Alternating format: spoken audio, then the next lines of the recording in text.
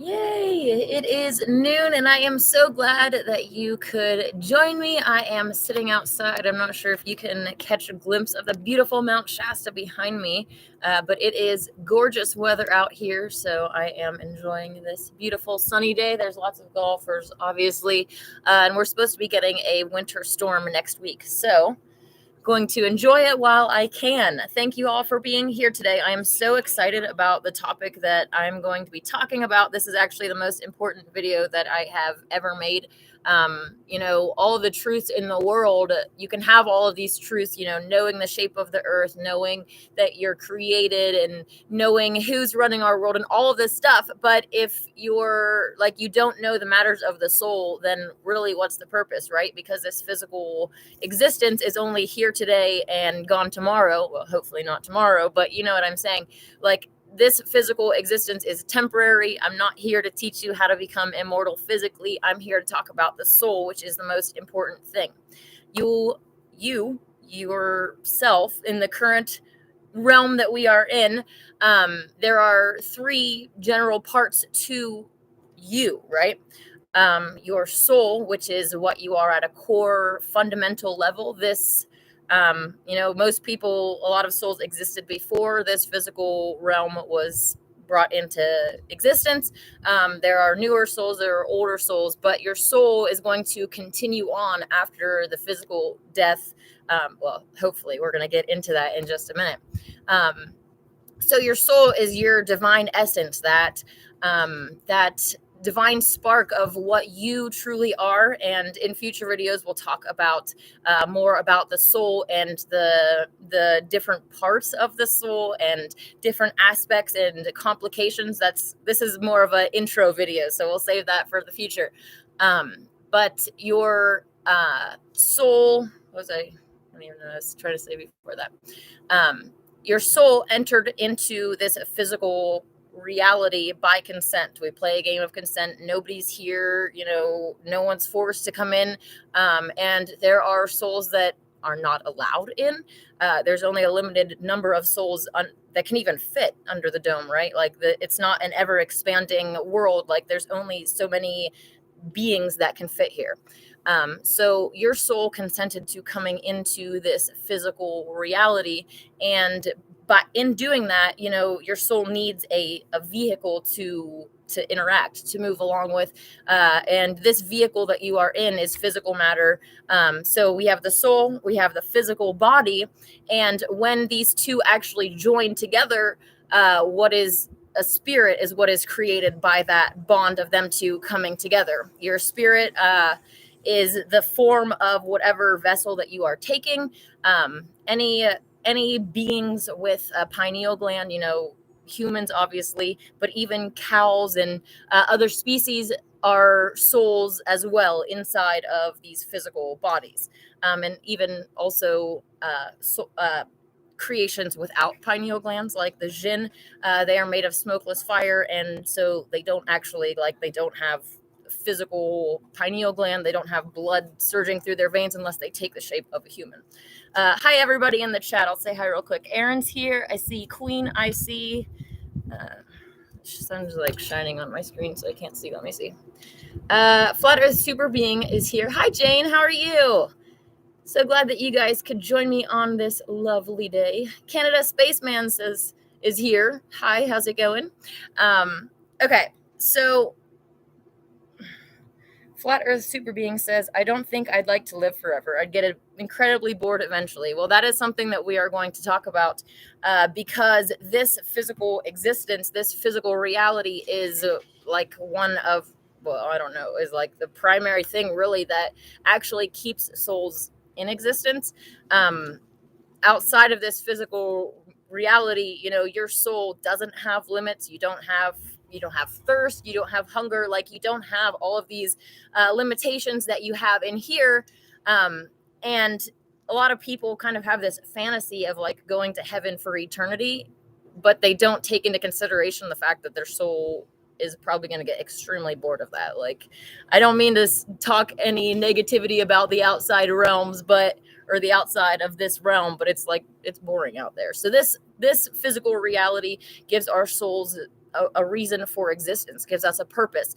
There are souls that existed before this realm came into existence, and they were bored. They didn't have a reason for existence. And if you are at that point, on a physical level, you can relate to this. Like, if you are in this physical reality and you're struggling to find a purpose, it's really depressing, right? It can get really dark and depressing. And the same thing can happen with your soul. So this world gives our souls something to do. And that is one reason why I'm really passionate about keeping this reality going, even though, the world isn't perfect. There is free will allowed, which allows for evil to happen.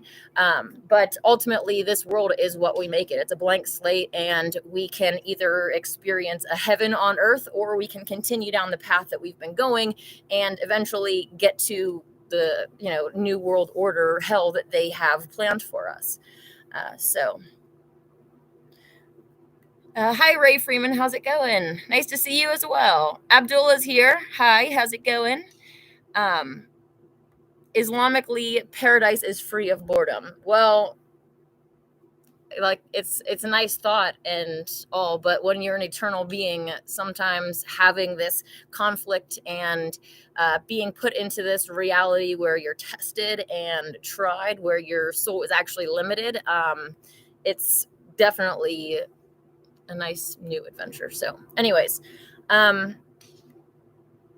let's get into some books that I have. When I read books, I don't ever tell people to trust it blindly. I don't trust any book blindly. Everything that's been translated into English for us, it's like you need to use discernment, because do you even trust the people that translated the text, right? Like, I don't know Hebrew, I don't know Greek, I don't know Latin, so I can't actually go to these texts, and who's to say those texts are even original anyways. But I can't go to the original text and actually, make sure things are translated properly for myself with the knowledge of that original text. So I think that it's really important that we bring discernment with us to any book that we read. But you could read, from any books that you pick up and potentially discern little tidbits of truth out. So the first book that I wanted to read a little thing from is actually the writings of Theophilus. Oh, wait. Just kidding.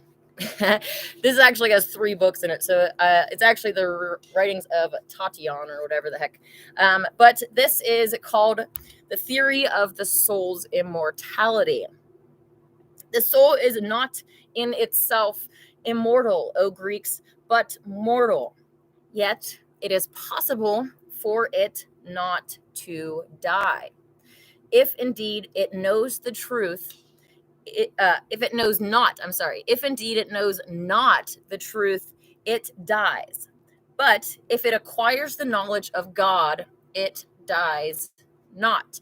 So we have souls that, you can read the rest of that, but it's kind of a little bit confusing with the way that they describe souls and spirits. So again, use discernment. We'll probably get into that more later. But the fact of the matter is that your soul is not immortal. It can be, but it's multiple factors, right? Ultimately, what it comes down to is will. Do you will to keep existing, right? And no matter how dark a soul gets, like, if they still have that will to live, they still can live. But there are souls that, the average soul, the souls that, are precious, only can get so dark before the light goes out, right? The ones that can get extremely dark and still continue to exist should be pitied. Like, there are souls that, they find their purpose for existence in, torturing humans. This is like where we tend to kind of label other species demonic, but like this would be what a demon is, right? These souls, no matter what species or whatever they are, that essentially have pleasure from torture, have pleasure from that's their reason for existence. Like, if your reason for existence is getting pleasure off of seeing people getting abused, like, you're pitiful. I don't know what to tell you, but thankfully I don't believe anybody here is in that boat. But anyways, what we do in this physical world matters. Our soul is either being more purified or it is being more corrupted. And, when you're getting purified, you are raising your vibration. You are becoming a better version of yourself. But when you are corrupting yourself, you are becoming a lower vibration and becoming a worse version of yourself. Everything that we do here matters. And the next part that I wanted to read is from the Clementine homilies. And this is actually getting into demons and how demons get power over humans, which is important because we live in this reality where we are in a spiritual battle against demons. We are being crushed down. We are being deceived and turned into clowns, right? Their purpose for existence is turning us into clowns, abusing us, and then laughing at us. Like, that's the general concept, right? And everything that we do in this physical reality, like, by being in here, we have this connection with our guardian angel, with Yah to the light side, and we have a connection with Satan and the dark side, right? Legion, these demons. And what actions that we take can either strengthen these bonds or loosen them, as I've said many times before. And pretty much everything that we are programmed to do and believe and be in this society is strengthening those connections with the demons. And as we're going to hear from this text, these demons, there's multiple parts to it.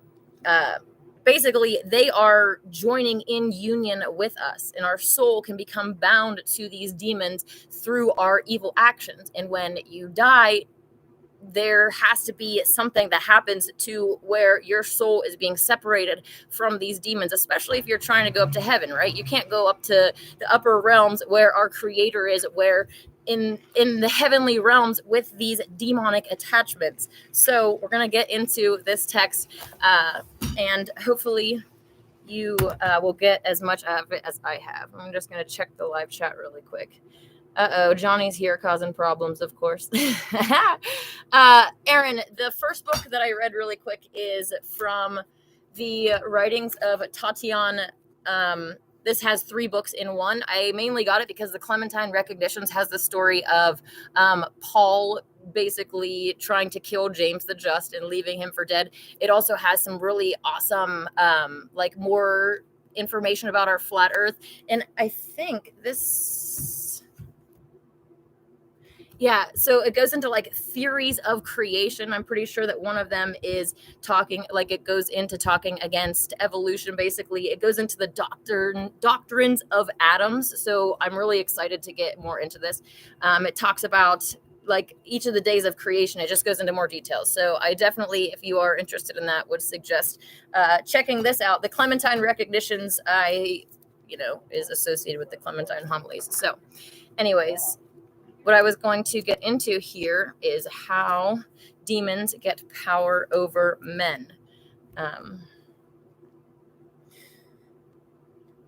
Abdullah said, how did your hair color change? My hair color hasn't changed. It might be, the lighting might be messing with it, but the last time that I did any type of coloring with my hair was 2016 or something. Not really my thing anymore. So, yes, sunlight makes brown hair turn lighter colored, Canada Spaceman says. Yes, absolutely. Hey, Stephen Matthews, good afternoon. I love everything about this video except the chemtrails spreading right over your shoulder, right? Jane says, will you link the books?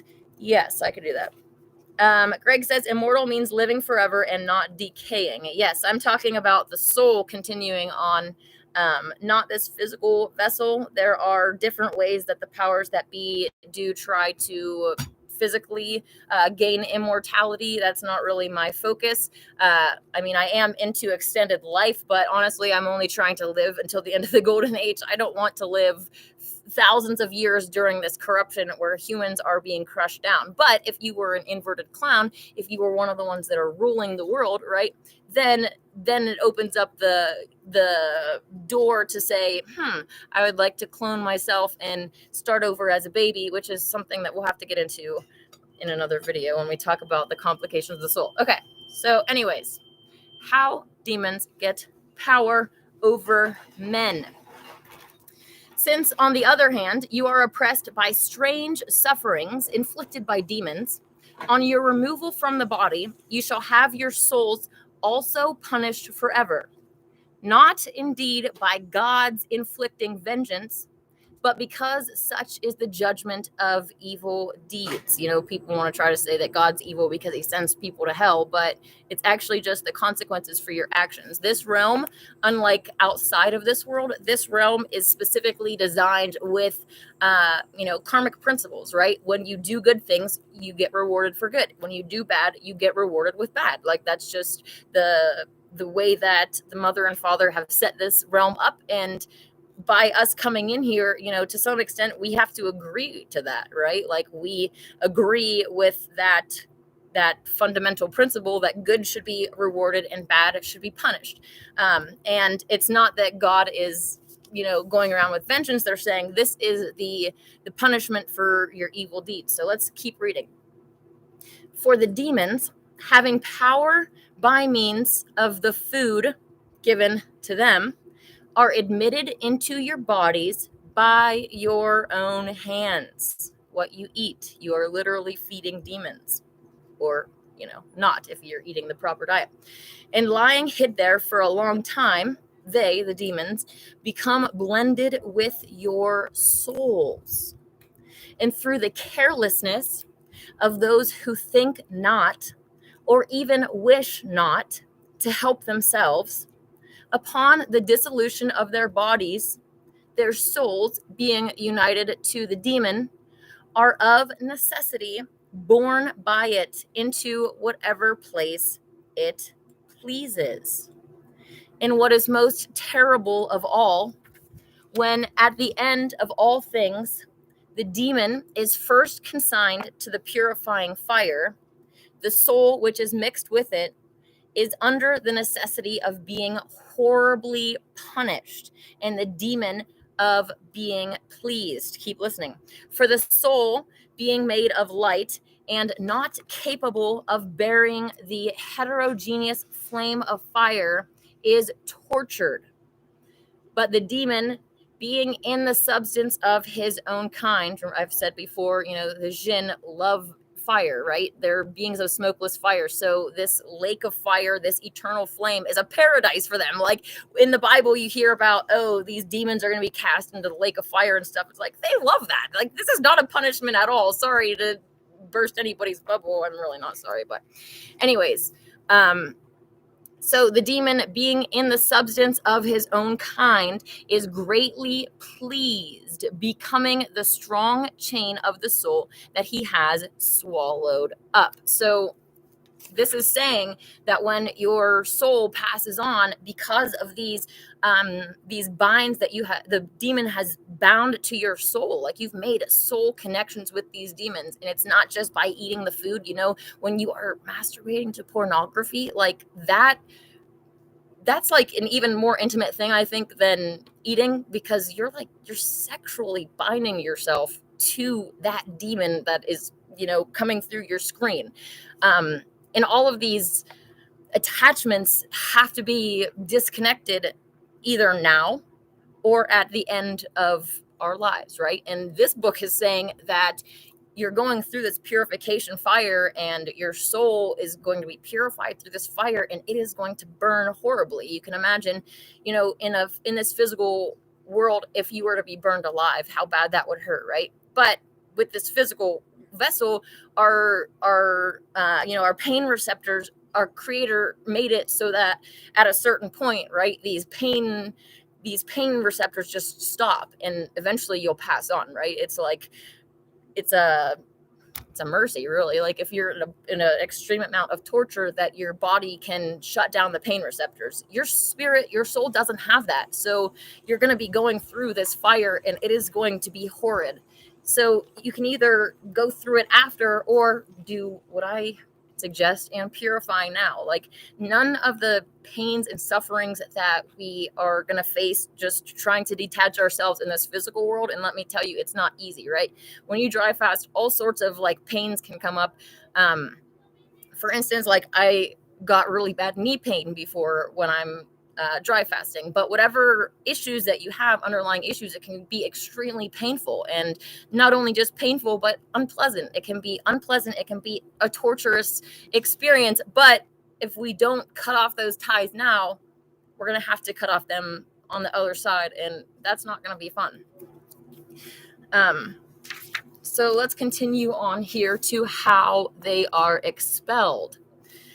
But the reason why the demons delight in entering into men's bodies is this: being spirits and having desires after meats and drinks and sexual pleasures, but not being able to partake of these by reason of their being spirits, and wanting organs fitted for their enjoyment, they enter into the bodies of men in order that, getting organs to minister to them, they may obtain the things that they wish, whether it be meat by means of men's teeth, or sexual pleasure by means of men's members. They are literally attaching to us because of the evils that we are doing, whether you are eating or having sexual corruption in your life. These demons enjoy that, right? So when you are going to eat that little cow flesh, it's like that's forming that bond with the demon. And as strong as those bonds can be, like, that can be even harder for you to control yourself, to try to fight off the urges in this physical realm. So we're going to continue on here.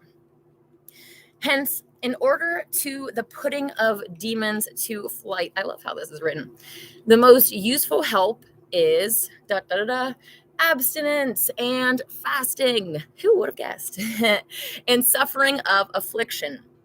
For if they enter into men's bodies for the sake of sharing pleasure, it is manifest that they are put to flight by suffering. Stop doing what they want you to do, and they're going to go and find another prey that's easier than you, right? There's tons of humans that are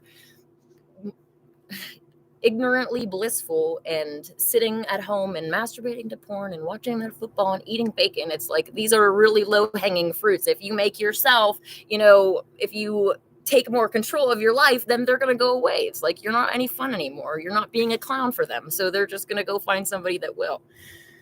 Not that that's like a good thing, but yeah, anyways. But inasmuch as some, being of a more malignant kind, remain by the body that is undergoing punishment, though they are punished with it, therefore it is needful to have recourse to God by prayers and petitions, refraining from every occasion of impurity, that the hand of God may touch him for his cure, as being pure and faithful. So there are different types of demons, right? There are the ones that are easily detached from by just abstaining from eating flesh, from masturbating to pornography, right? Well, easy to detach from, as easy as that is to give up those addictions. I understand that people have been doing these things for their whole lives, and some people struggle more than others. But this text is saying that there are demons that are going to leave quite easily, but there are demons that actually like to suffer. They're going to say, they're going to basically have this battle of wills with you and say, I think that you will cave before I do. So let's suffer. Let's, some of these really dark souls, the mentality of, if I'm feeling pain, at least I'm feeling something. Their wires get twisted, and then they start to like the abuse. And Satan, for one, is one of the ones that really, really likes the abuse. So anyways, let us continue on. I'll get to the live chat after I am done reading this. So the next part is called Unbelief, the Demon's Stronghold. But it is necessary in our prayers to acknowledge that we have had recourse to God, and to bear witness not to the apathy, but to the slowness of the demon. For all things are done to the believer, nothing to the unbeliever. This is the part that I wanted to point out. Therefore, the demons themselves, knowing the amount of faith of those whom they take possession, measure their stay proportionately. Wherefore, they stay permanently with the unbelieving, tarry for a while with the weak in faith, but with those who thoroughly believe and who do good, they cannot remain for even a moment. For the soul, being turned by faith, as it were, into the nature of water, quenches the demon as a spark of fire. The labor, therefore, of everyone is to be solicitous about the putting to flight of their own demon. You guys hear that? The labor, therefore, of everyone is to be solicitous about the putting to flight of his own demon. For, being mixed up with men's souls, they suggest to everyone's mind desires after what things they please, in order that he may neglect his salvation. What that is saying is that the demon knows you. Demons, right? It's not just one, there's a legion of demons. They know you at a personal level, and the things that tempt you aren't necessarily the things that tempt me, right? I don't have any temptation when it comes to like pornography or any kind of sexual degeneracy at all. Like there's no temptation for me in that area. But when it comes to eating junk food, it is vegan, but it's like, it's not food that I know that I should be eating. Like I know I should not be eating junk food. So they're going to come along and tempt me, hey, look at that vegan candy or whatever. And then the next person, though, they're going to be like, hey, look at that supposedly sexy hot girl in pornography, right? So the demons know you personally, and they're able to, they're able to, and they do, right? They manipulate you in the specific way that is best for them to manipulate you, to get you to be distracted by all of these corruptions and to make your soul a corrupt clown.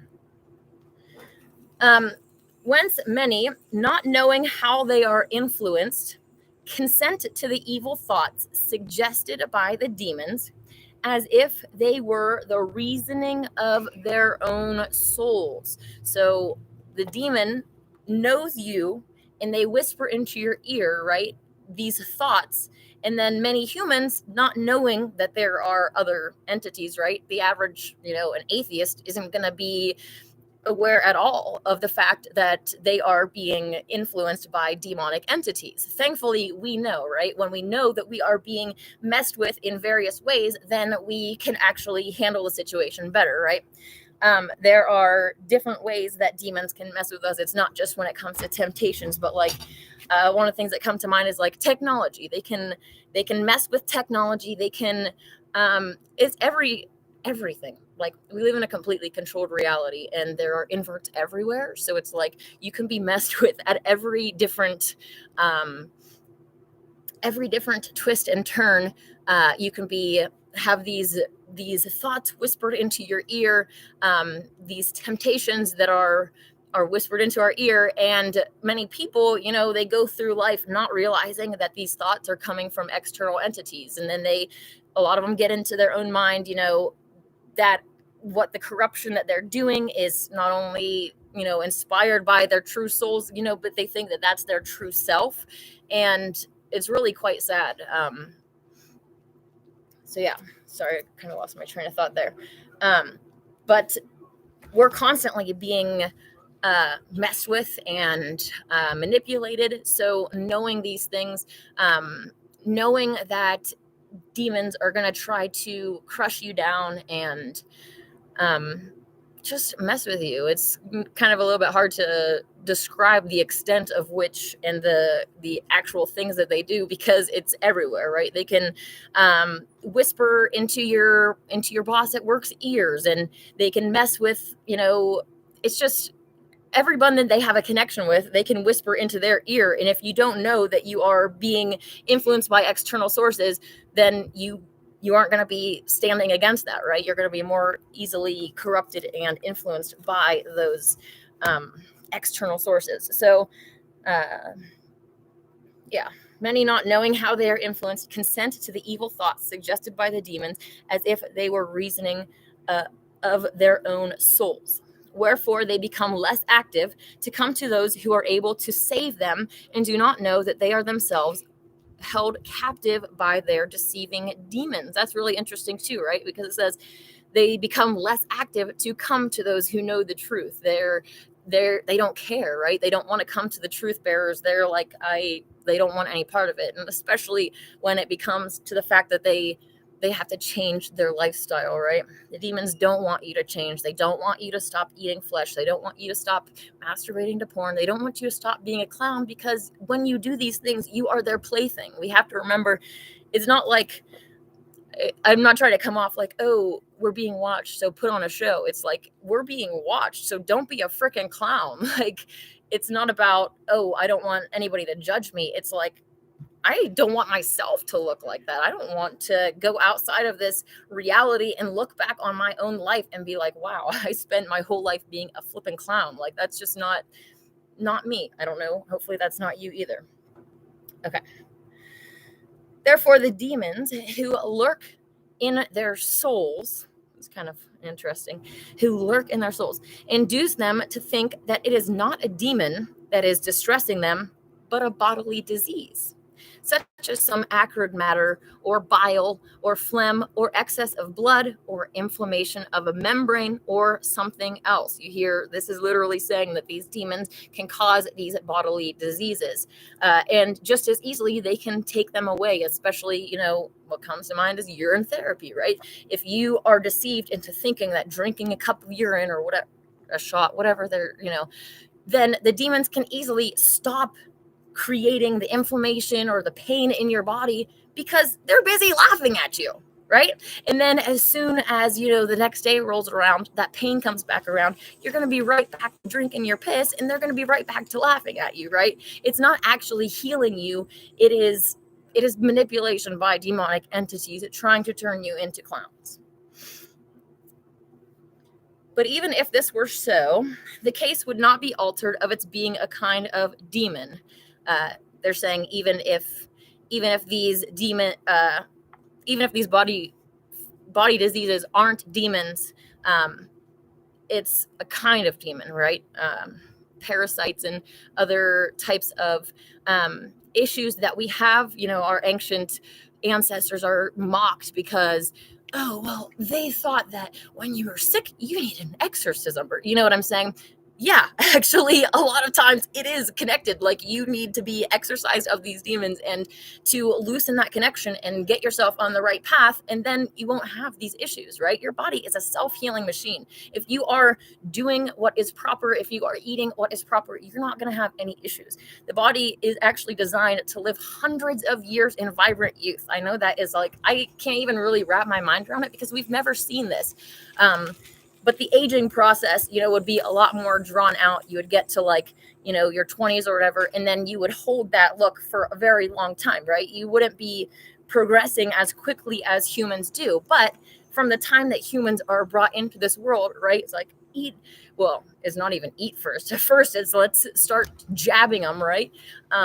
Let's jab them. Let's chop off bits and pieces of their private parts, then go home and eat 3 meals a day and make sure that you get extra protein, your meat, right?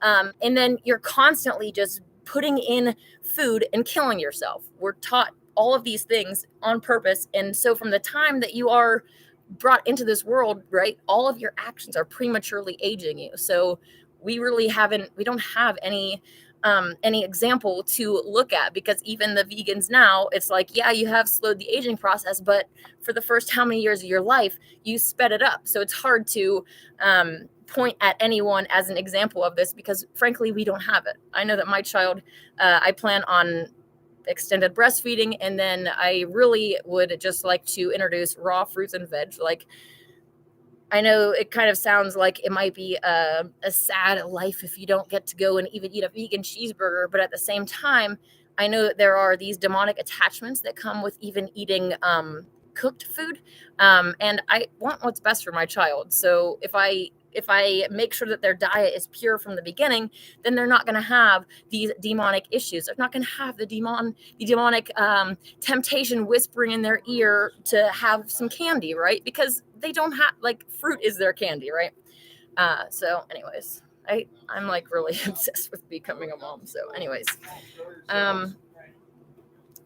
for the universal and earthly soul, which enters on account of all kinds of food being taken to excess by over much food, it is itself united to the spirit as being cognate, which is the soul of man, and the material part of the food is being united to the body, is left as a dreadful poison to it. Wherefore, in all respects, moderation is excellent. Your things that we're eating, it's not just a physical thing, it's a spiritual thing. Everything is connected. There's no, this action is only affecting the material world, right? Everything that you do, your soul is being purified or corrupted. There's no detachment from that. So it's really important what we do. And that kind of just popped into my mind is that people don't want to accept the fact that, the fact of the matter is that we could literally stop the New World Order in its tracks if only half of humans would go vegan right now. People want to think that, they don't even have a thought of how we could change it. So they don't even know which end is up to begin with. But of course, it's definitely has nothing to do with what we eat. That's their mentality. But the fact of the matter is that every action that you take, you and I take, every action that we all take, humans as a collective, we have a collective consciousness. We are a group, we're a species, right?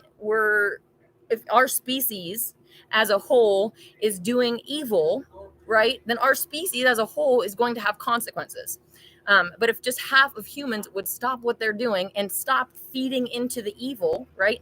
How many times a day do you eat? The average person, 3 meals a day. How many snacks, right?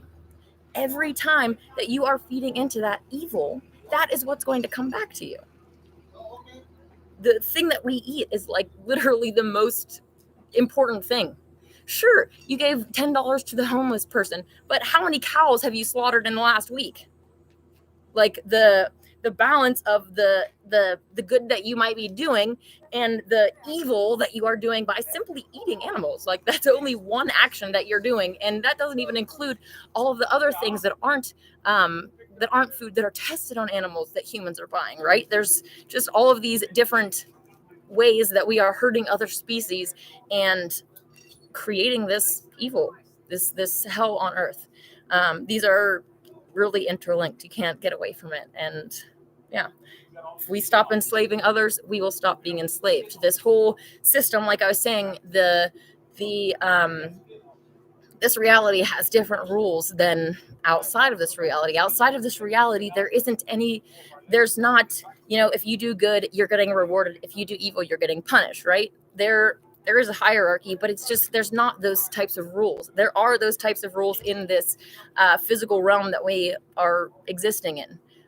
So yes, let me check the live chat. I think I lost my train of thought.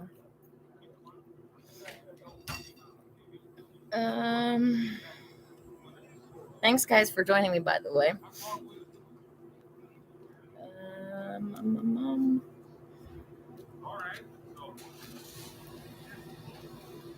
Abdullah says everyone's thoughts about abstinence. I am a very big promoter of abstinence.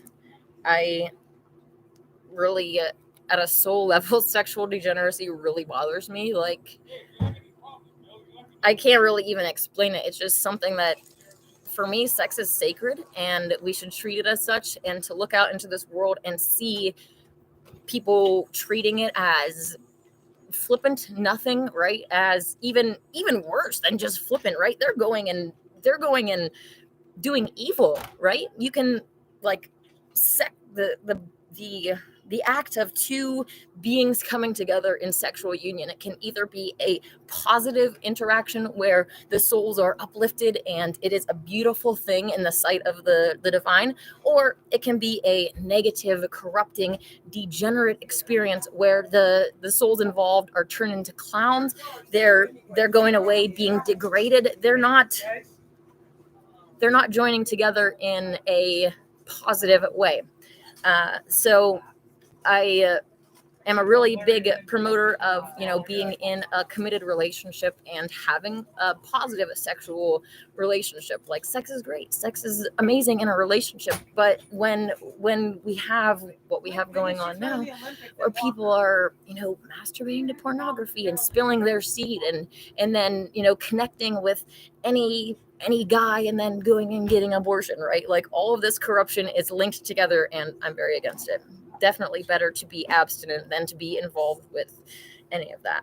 When you have sex, it's not just on a physical level, but like, even if it's like not a pleasant, uplifting experience, you're still having like an emotional, a mental, and a spiritual attachment to somebody. And if that somebody is, if their soul is completely bound with demons, then that's what you're bound. You're connecting your souls with them, and you're tied together.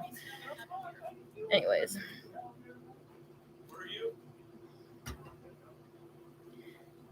Jane was asking if I can link the books. Yeah, that's earlier. I think I already mentioned that.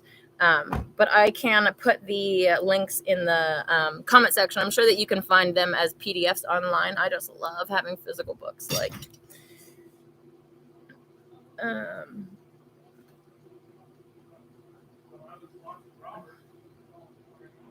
Jane says, very painful, but it has to be endured to purify. Absolutely. And like I said, it's either that you go through the suffering now and you start to control yourself and resist temptation for these pleasures that the demons find pleasurable, and, unattach yourself now, or you wait until after, and that experience is going to be a whole heck of a lot more painful than it would be if you just did it now.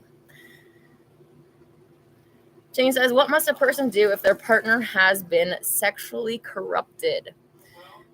Well, hopefully they are focused on purifying, right? Pretty much all of us have been sexually corrupted to some extent, others way worse than some of us. And it's hard to get away from this corruption, right? It's like everywhere that we turn. You can't even like go on like a website and not see like naked, well, what you think is girls for a second, and then you check their biomarkers and you're like, that is definitely not a girl. You can't even like go online basically without this stuff just bombarding your eyes, right? So I think it's mainly just a matter of, accepting the fact that we have done these things in the past and purifying, trying to detach ourselves from these demons and become better. We've all come under demonic attachments of various sorts. So it's, you're not going to be able to find a partner really that hasn't come under some sort of attachment with demons. And what's really important is if you're willing to work through that and become better at the other side. Yeah. Many people, they'll watch pornography and then they get programmed into, being broken towards these degenerate proclivities. And as we were reading in this book, it's like the demon can come along and whisper into your ear and give you ideas, and, like liking really disgusting stuff, like anything that has to do with like poo or pee, and like then the demons come along and whisper that the person likes it. It's like, no, do you really think that your soul likes that? Because honestly, if it does, that's really sad and you need to fix it. But I think that your soul is embarrassed by your behavior, and you don't actually like this nonsense that you're doing with bodily waste. Like, disgusting. Then we get laughed at. Like, it's embarrassing to be a human when we have all of these other humans being clowns. I don't want us as a species to be seen like this. It's like not only embarrassing to me, but holy cow, our creator is like, everyone is in the spiritual world saying, oh, look at your creation, right? And especially the ones that are anti-human, the ones like Satan that come here and then they turn us into clowns, right? And then they go to Yah and say, oh, look, your species is clowns. Like, well, you turned us into clowns, you clown. Like, anyways, the point is that they like to come sideways at our creator because of how his creation acts. And obviously the humanity as a whole is making our creator look really, really, really bad. Okay. Hey, Akshar, how's it going? I didn't get to watch that video about Ragnarok yet, but I'm going to probably later today. I'm really excited about that. Demetrius, how's it going? Greg Bicondoa, I don't know, spent years doing Bible studies in jail and speaking at churches. I would like to sit down with you and listen to your thoughts. I find you very fascinating. Coffee sometime. That would be fun. Are you in the area, Greg? I do host full moon celebrations, so, you know, I'm up on the beautiful mountain. Oh, you can't even see her anymore. Anyways, I am up on the mountain, you know, from sundown to sun up overnight, and we have a great time sitting around a fire, you know, and we can talk about anything. I really love to especially talk about controversial subjects if you haven't heard my recordings from my previous videos before. So I'd rather not sit and waste time talking about stupid stuff that doesn't matter. Like, let's talk about the truth of our reality.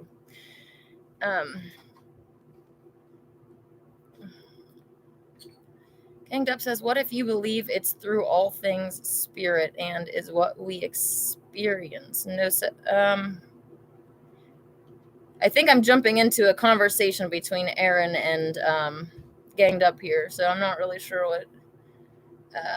I'll have to read that later. Abdullah says, who's watching? There are a lot of souls watching. Some souls are still watching, others are not. Others are bored and they try to go as far away in the cosmic ocean that they can get from physical existence. And, you know, yeah, the farther away you get, it's like all of this attention focused at one point, right? The stage that we are on. We are all these characters, these different, I don't want to say actors and actresses because, you know, that's not what it is. But if you are looking at it as like a show that people are watching, right? The Truman Show, these characters in the show, right? That's what we are. We are putting on a show for them. And some are very interested still and others not so much. Fizza says, hey, just joined, missed 2 notification. I'm not surprised about that. YouTube often doesn't tell people what's going on. Akshar says self-healing is so censored. Yes, it is. And then when you find everything in our reality is controlled again, right? And when you even find these big YouTube channels that are even promoting purification, like you'll find them promoting all of the right things, but at the end of the day, they're inverted clowns, which is something that I also wanted to get into, is that ever since we have been awakening, the awakening pretty much started in 2012.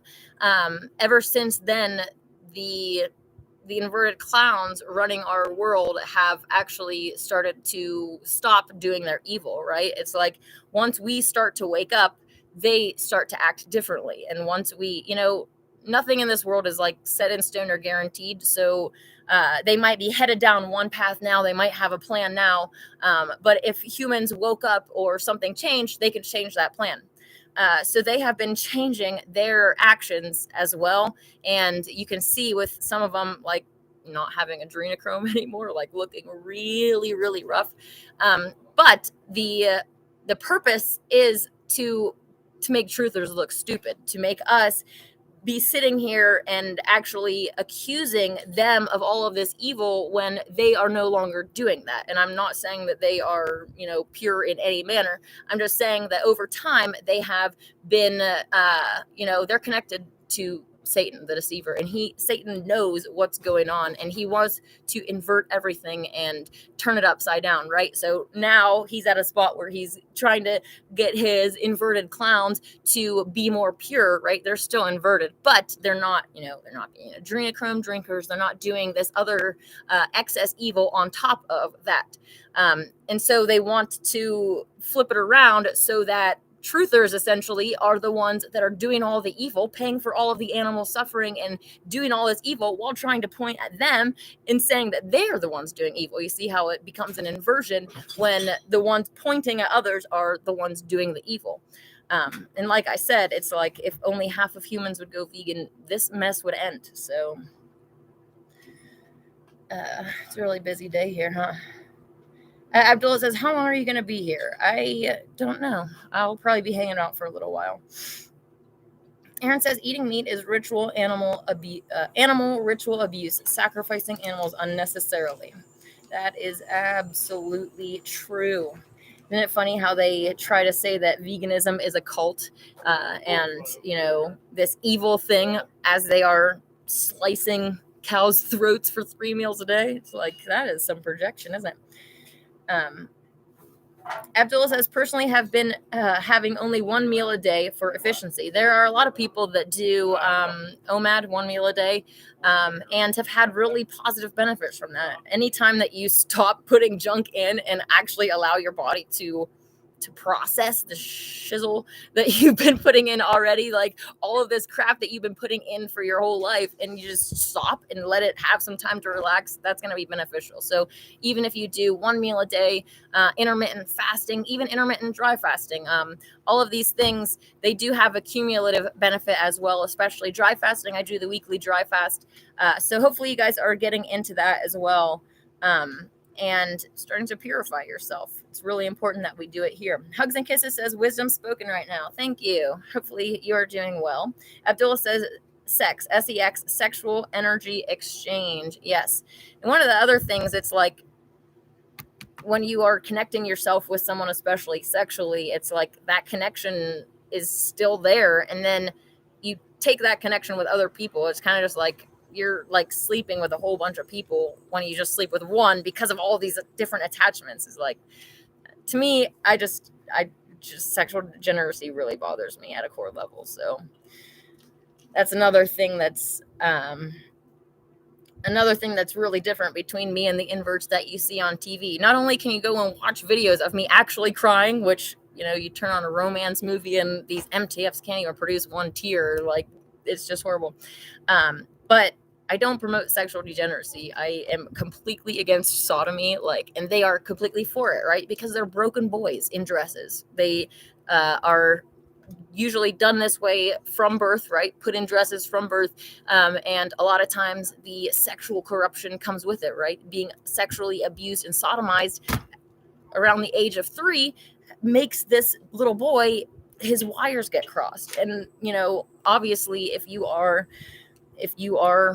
a guy trying to seduce another guy, you really only have sodomite type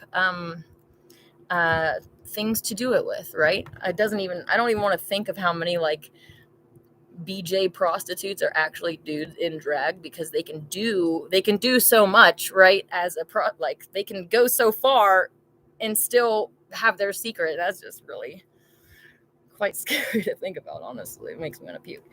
Okay. Hey JD, how's it going? I've just given it a temptation and bought alcohol for the first time in 2 weeks. I hope I don't start drinking 5 times a week. And oh no, I'm not a promoter of especially drinking spirits, but alcohol is a really slippery slope with many people, and all of the alcohol, you can go to the some stores have these, I don't even know how big that is. That's not a pint. A giant, maybe liter or something of vodka for $5. Like this really cheap, extremely just disgusting, powerful stuff. And that's what's the cheapest, right? On the streets, you can, I've been watching some documentaries about different street drugs and how specifically meth, there's a different pattern, and all of the best drugs, the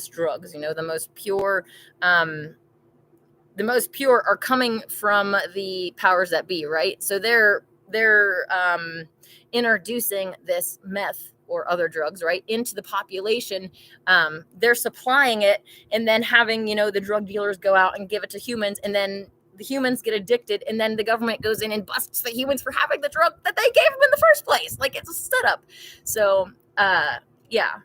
Anyways, the point is that all of these really cheap, the worst things for us are promoted, right? So you could be a homeless person, and maybe you only got $5 a day for the day or something. You can go and get beer, you can get alcohol, you can get meth or heroin or whatever. But when it comes to something like marijuana, it's a lot more expensive. And I think that plants especially should be used for for medicinal purposes and not, especially not hard drugs. Anyways, JD, don't fall off the bandwagon, all right? I know that this world can really crush humans down, and it's designed that way. It's designed to make us feel crushed down, to make us feel hopeless, and ultimately, if they can crush you down to such a level your soul is getting depressed, like, they can try to push us out of existence. And many good souls, these souls that, unlike the souls that go to the depths of darkness, that like the corruption, that like the abuse, these souls don't like it, right? And we come into this world and we get crushed down and we get abused, and a lot of times over time these souls are like, screw this, I'm not going back into that world. And then on the outsides, that's those same souls, maybe they can't find any purpose for existence, right? Because it's like they won't go into the game anymore because they're getting crushed down there. Outside is boring, and what's the purpose of existence? So we have this unfortunate pattern of souls going out of existence and these dark souls staying in existence. Anyways, not really something that I want to focus on, but yes, crushing us down and getting us to turn to drugs and alcohol, anything to try to escape. And then they promote the worst of these things, right? They're not promoting like any natural positive medicines or drugs or anything. They're promoting the worst of the worst, right? Like Satan's favorite drug, meth, can get humans to do absolutely evil.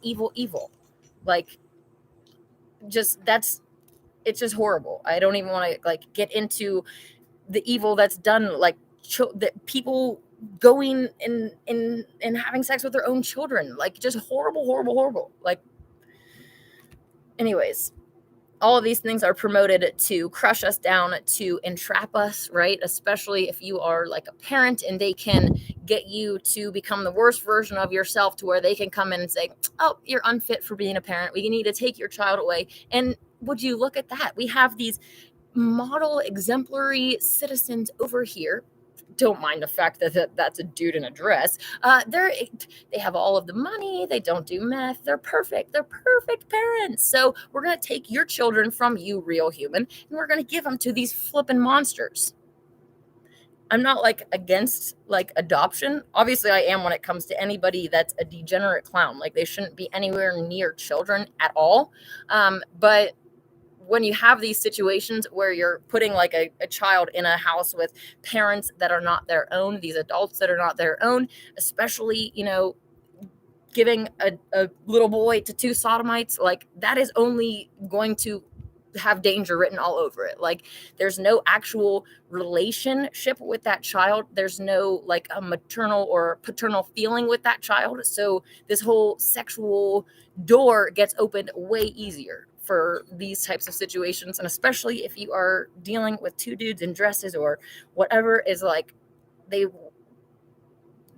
should not be with children. These sodomy and pedophilia go hand in hand. And that's one of the dark secrets that they don't want us to know. Most people already do know by now that these clowns are, or have been at least, into children.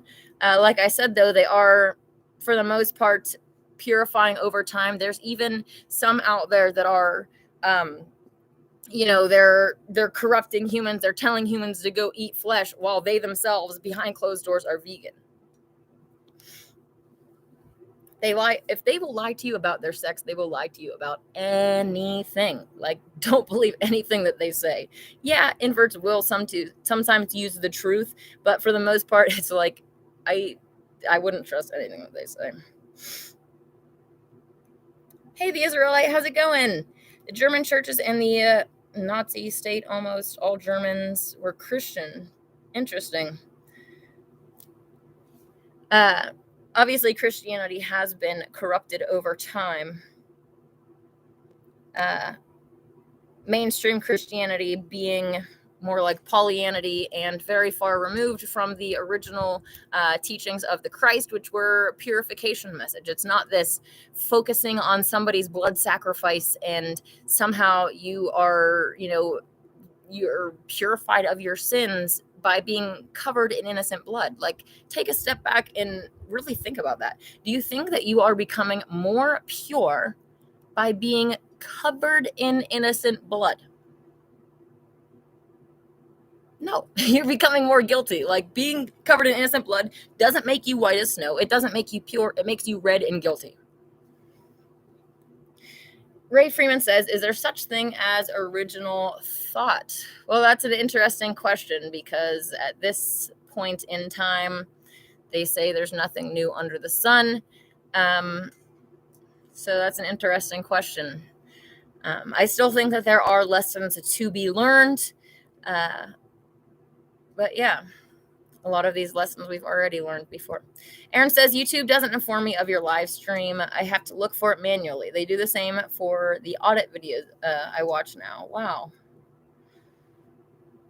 I'm not sure what I can do besides posting to my community page to let people know that it's coming ahead of time. I'm still banned on Facebook, so I really can't promote anything other than that. Abdullah says, everyone's thoughts on Teal Swan, the suicide swan song. That is a man, first of all, and they have promoted suicide. They talk about, suicide being this reset button, and, it's no big deal. There's actually a whole website, but there are parents that have, written to other people and said, my child was under the influence of this person and they became suicidal and all of this stuff. Like, what I was saying before, right? All of these, the whole thing is controlled, and there's all this network of inverted clowns in every different category, right?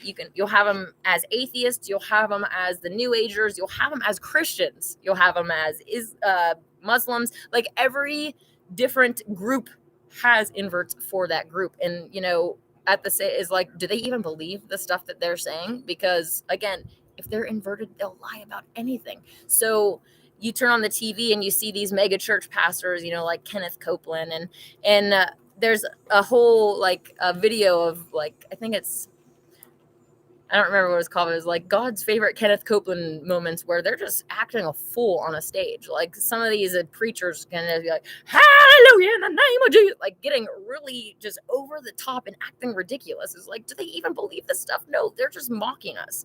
But anyways, as far as Teal Swan goes, they are one of these ones that are put in place, and they have caused a lot of damage to human souls. And the Satanists, the powers that be, the dark forces that are doing this to humanity, try to, right now when we're waking up, and then we're all like, where's my gun? Like, let's go take care of this problem, because we're angry, right? Like, we see all of this stuff. We've been turned into clowns. We've been deceived. And that really grinds our gears, right? Which is one reason for the Q and Trump psyop, because it does make people angry, right? You're like, there's pedos, let's go get them, right?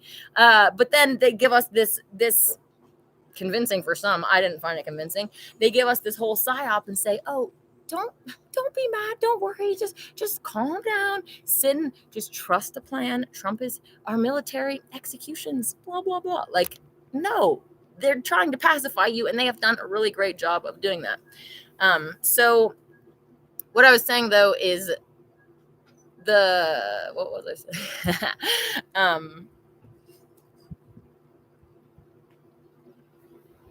Hi Atreus, how's it going?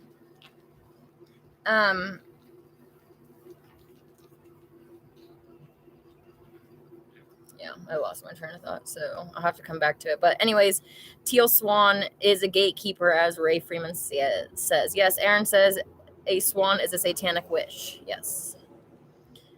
Explorer says demonic inverts are everywhere. Yes, they are. People, I've said this many times before, it's like, we already know that there are, Masons in every town, and Masons get pretty much blamed for everything. That's one of the things, like, the truther community as a whole, there's like a mainstream truther narrative, and most of the souls stay in that narrative. Like, they won't ever question it, right? It's like, blame the Freemasons, blame the Jesuits, blame Lucifer, blame Baphomet, blame Baal, blame Moloch, blame all of it. Like, anybody, don't blame Satan. Don't blame Satan or his inverts. Like, that's the first thing, right? When it's not, like, Masons are one group, one specific group, and they have been infiltrated and corrupted over time. Some Masons are inverts, but not all inverts are Masons, right? So some of them fall into the category of Masons, and others are just inverts. It's not that Masons are the ones that are responsible for all of this, it's inverts, and they're in every group. So blaming the Masons is just really a limited perspective of it. Aaron says people with big channels like that are usually part of the club. Yes, I actually remember Teal Swan. They posted something like Happy Women's Day or something, and I shared the post into one of the transvestigation groups, and I'm just like saying something like, or no, it's Happy Mother's Day, and I was saying something like only females are mothers or something like that. So that's funny. Aaron says veganism is satanic because we sacrifice fruits and vegetables that God intended us to eat. Yes, you heartless vegans. How could you even possibly bring yourself to slicing that apple rather than slicing a cow's throat? Like, what is wrong with you that you would think that slicing an apple is okay and not slicing a cow's throat? I think sleeping is okay, Inanna. It's when they're not sleeping. LOL, kidding around. That's funny. Chris says, thank you so much for being you and sharing truth. Such an amazing soul being. Thank you, Chris. I appreciate that. The powers that be, the inverts definitely want me to stop, and they try to come against me and, try to discourage me by shadow banning me, try to lie about me and confuse humans. Like, if they can get you to believe their lies about me rather than actually looking at the evidence that I've shown, looking at my female flaring hips, like, and not even just the biomarkers, like, watch my videos, look into my eyes, feel me, like my soul essence, right? Like, I can be very aggressive sometimes, but I am a female. Like, there's no, it's just ridiculous. But anyways, it's not just me. They want us all to stop. They want us all to stop posting their pictures, stop laughing at them, stop awakening other souls, right? And they're going to do everything that they can to come against us. It reminds me of this part that from the Clementine homilies that we just read was saying, therefore, the demons themselves, knowing the amount of faith of those of whom they take possession, measure their stay proportionately, right? So if you're just a nobody, if you're, I don't want to come off as mean.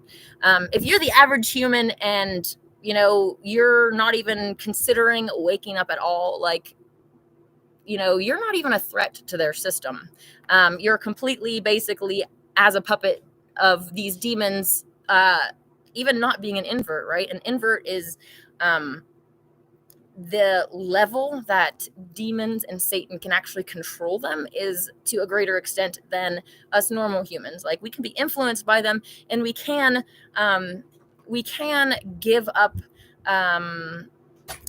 some of our freedoms to these demons in different ways. But when you actually invert yourself, like, and especially the farther that you go in that inversion, there's people, I don't even want to call them people, but there's videos of like stars, I think it's like Beyonce or, yeah, I don't know. One of them, the Sasha Fierce one. But anyways, they're saying, I was going on stage and this thing like came over me, like, and they talk about, alter egos and all this stuff. Like, they are allowing these demons to use them as puppets, and trust that no matter what situation is in, like whether you are being tortured or whether you are an invert prancing around on stage getting lusted after, like, there are demons that are like chomping at the bit to possess you, to have more control over us, and to turn us into clowns, right? So yeah, once we start to awaken, we actually become a threat to them, and obviously we come under even more attack than the people that are blissfully ignorant that are still being crushed down, right? Like, the average human is still being crushed down, like, a household where both parents have to work, they're struggling to make ends meet. Like, it's not a perfect situation, they're getting crushed down. But then if you add to the factor of, the parents being awake and then not having their kids participate, it's like we put a target on ourselves. And not just in this physical world, right? Like, physically we have to worry about, oh my gosh, I'm not vaccinating my children, so CPS is going to take, like, we have to worry about that. But we also have to worry about the not worry, we're not sitting here like oh my gosh, like worrying, but we have to be careful of, we have to be aware of us coming under different spiritual attacks as well, trying to shadow man us, trying to discourage us from doing what we are doing. Different attacks, losing your job over speaking the truth, or anything, right? All of these different attacks. But when you become a truther and actually start speaking out and trying to live in a way that aligns with your soul, to where you're not a clown anymore, then you're like putting a big target on yourself. So thank you guys all for putting a target on yourselves with me. I appreciate it. That's funny. Abdullah says, everyone's thoughts about Joe Biden giving out crack pipes. Is that even real? Honestly, I don't watch the news. Usually I only see what comes across my Facebook feed. I'm not really I just don't feel like I need to be paying attention to the puppet show. All of these political things are, it's all just theater, and I'm not glued to my seat watching the theater, right? Like I'm like, yeah, I don't know. I have heard about that before, though. Yeah. Aaron says, I used to drink every day or every other day. Wow. Heavily on weekends, mostly beer in the end. If you can do it, you can too. If I can do it, you can too, sir. Yes. Glad to hear that you are not doing that anymore, Aaron. It's really sad how much of a slippery slope that it can be, and especially when we're being crushed down and this world is just made to make us want to escape, right? People wanting to, well, it's kind of funny, but not funny, like haha, because your soul wanted to come in here, and then as soon as you come in, your mind's wiped, and then it's like you're crushed down. So it's like, how can I get out of here? Like so many humans are focused on how can I get out of this realm, when they came in here to begin with. Like you chose to come in here knowing that you were going to go through various tests and trials for a reason. So they try to convince us that we're not here for a purpose, that you are evolved slime on a giant spinning ball that came into existence by chance, and that after your physical death, there is nothing. And the danger of this, they try to say that it's all a joke. That's what I was trying to say earlier. Yeah, we get all mad, and then we want to go take arms against them, and then they're like, oh no, it was all just a joke. Like they try to pass it off as a joke as we are awakening. That's what I was trying to say earlier.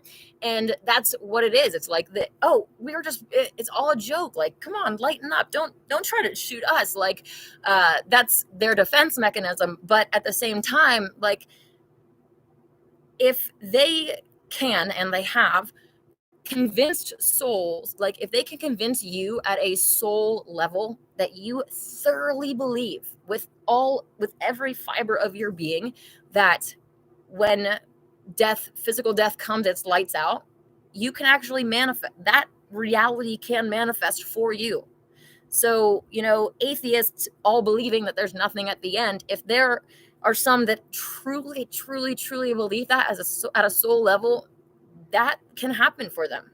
The soul is not immortal. So, they can try to pass it off as a joke. And, to some extent, it can be funny, if you're not a human, if you're watching the Truman Show and Truman is completely deceived and surrounded by inverted clowns, and thinking that Truman's evolved slime on a giant spinning ball when they're under a dome, that can be funny, right?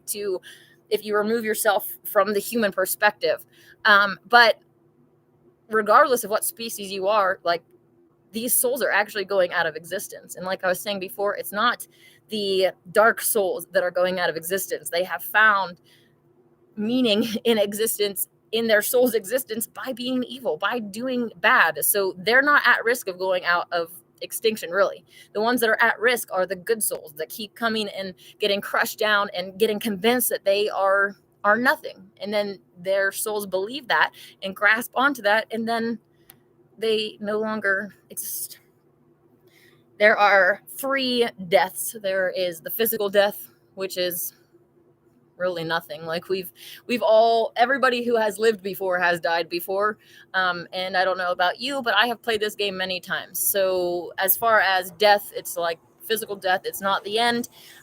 There's nothing to be afraid of, although they try to get us to be afraid of it, right? They don't want you to be an extremist. They want you to be afraid of dying so that you won't stand up against, you will just go along with their thing. But let me tell you, it is honorable to die in battle, to die standing up for what you believe in. And it is embarrassing, truly embarrassing at a soul level to, get out of this reality and have to look back and see your soul cave like a coward. Much better to die as a hero. So physical death, right? Then because there's 3 deaths because there's 3 components, right? We have the physical, we have the spirit, and then we have the soul. The spirit, again, it's connected into this physical reality.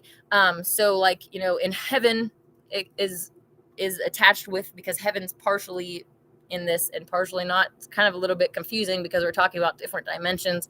But outside of this world, is you don't have a spirit. You are a soul. And your soul and the physical coming together make a spirit, remember? So we have the physical death, which is the first one. No big deal. We've been through it before. We have the soul death, which, that's happened too. But the most tragic one, the one that we should all be worried about, is the soul death, right? Once a soul ceases to exist, that's the end. Imagine the sadness of, losing someone in this physical world. But even then, most people have the happiness of, I'll see them again. But this is the soul death. There is no, I'll see you ever again. That is it. Now, if these lower vibrational souls that, that are hell-bent on torture, and ultimately, a lot of them are antimatter. They want this physical existence to end. So if they were actually allowed in, they would be doing really, really evil things. But they want this physical existence to end. And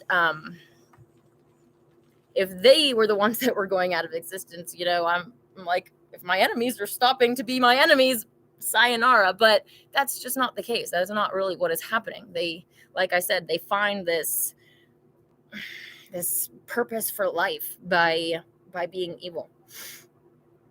The Israelite says most of American schools ran by Christian, Catholic, or the Protestant are to be Christian Nazi outlaws that seek to kill all the law-obeying saints and be the murdering fallen democracy money. I don't know the percentages of the schools running, public versus religious schools, but it really terrifies me to know that there are inverted clowns and pedophiles and other just evil entities that flock to positions of power where they can be over children. I myself went to a private school, Christian school, and, I've transvestigated some of the faculty from my school, and I'm like, I think that I was surrounded by inverted clowns, even at a Christian school, which is obviously not surprising, because your mainstream, all of the mega churches are run by inverts too. So it's like I was saying earlier, they'll play all these different parts. They'll pretend to believe the Bible full out, and then at the end of the day, then that's just not the case, right? Because they're inverted clowns. Okay. Abdullah says, everyone thoughts about DMT. What is the spirit molecule, I think it's called, the documentary about that. Very fascinating stuff. I think that there are a lot of different plants and things that are natural on Mother. Looking at me funny. Different natural things on Mother Earth that, especially during the golden age where it's just not the situation, where humans can have fun, right, with natural substances. That's definitely not something that I'm against. Yeah. We do need to get rid of all of the, meth and all of the things that really bring out the demons and the worst in humanity. But Mother Earth provides medicines, all sorts of different things. Most humans don't even know what kind of wild plants that they can eat, right? There's so much information and knowledge and wisdom to be gained that we still are coming around to, and a lot of things that are going to be fun for the golden age, things to experience. Hi, Atreus. Good afternoon, morning, Queen. Would you ever jump on a podcast or start your own, or do you enjoy the current format? I do personally enjoy this. I like my beautiful face being on the screen. And as far as being on other people's stuff, I am kind of like a control freak. So I like to be in charge of my own editing and stuff. And plus, I have some trust issues. Like, I don't really want to be involved with inverted clowns. So I would have to really trust the person that I'm going to be doing anything like that with. Yeah. Everyone's thoughts about Terry Crews, says Abdullah A. I have no idea who that is, to be quite frank. Terry Crews.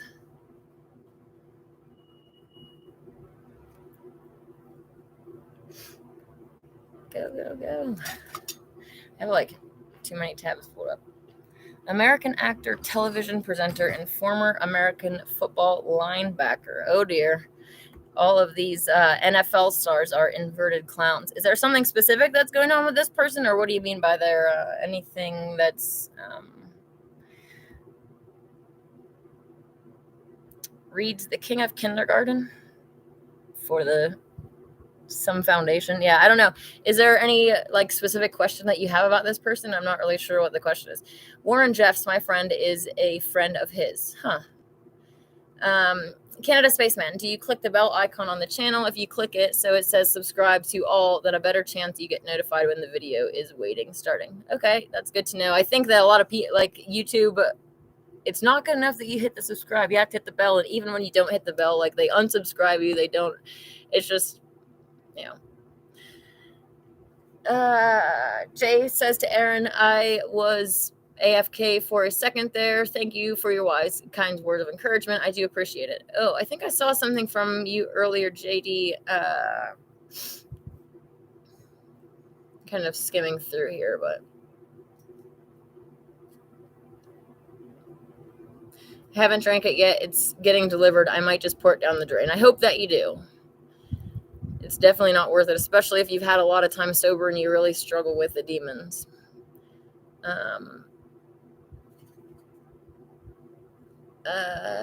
JD says all countries' news is biased, but the U.S. news is on another level. Yeah. Abdullah says everyone is angelic possession a thing? Well, I would think that, you know, if you can give more control to the demons, that there's a possibility that you can give more control to the higher vibrational beings. But that's an interesting question, because I don't know about if Yah like actually possesses people in the same way that, you know, a demon possesses people. I have to think about that. Everyone thoughts about the American Civil War. All of the wars that we have had have been controlled, you know, human sacrifices, where all of the rulers of the countries are sipping their drinks together, and then they create these stories in the news, and then they pit us against each other so that we'll go out and we'll kill each other off. We'll do all of this evil, and they can just sit back and do nothing. They're like, oh, we're not the evil ones. You guys are the ones killing each other. How are you going to come at me? Like, yeah. Aaron says, I gave up alcohol, cigarettes, and a couple other things from my past. Life is good now. Mind clear, emotions positive, living each day like it's my last. That is great to hear, Aaron. Why is this? There we go. Jesse, can you shake that female booty for you? No, I'm not going to shake my booty for anybody right now.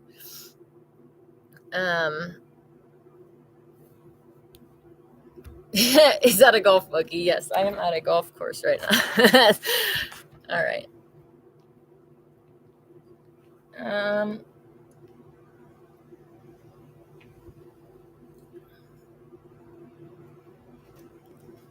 Yes, all of these wars are used by the powers that be. You know, they create this chaos, as everybody knows, to implement their new order. The chaos that we're seeing now, especially, you know, these trucker convoy, they're creating this chaos. And in the end, like, let's think about this. The powers that be, they print money out of thin air, right? So none of the supply chain getting clogged up is going to hurt them financially. They have the money. So even when humans are all standing in bread lines and don't have, like, they can pay the premium prices for their food, right? They're not going to face the shortages. They have their stockpiles. They're not at threat of somebody coming and taking in their stuff. So let's think about this for a second and see who the real ones are that are going to be hurt by this convoy, by the famine, by the shortages, by the chaos that comes. And it's not the powers that be. I also wonder how much the gas companies are making off of this convoy. I don't know if you've seen that.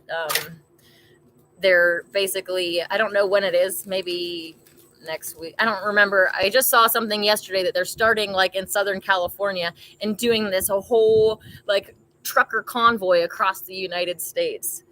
Like, do you guys really think that's going to do anything to them? Like, first of all, the whole thing is completely controlled. Like, the ones that are organizing the convoy, the ones that are actually pulling the strings, it might not have been inverts at the beginning. Like, it could have potentially, I don't really believe it. But, you know, there's a slight chance that maybe it was an idea of a real human.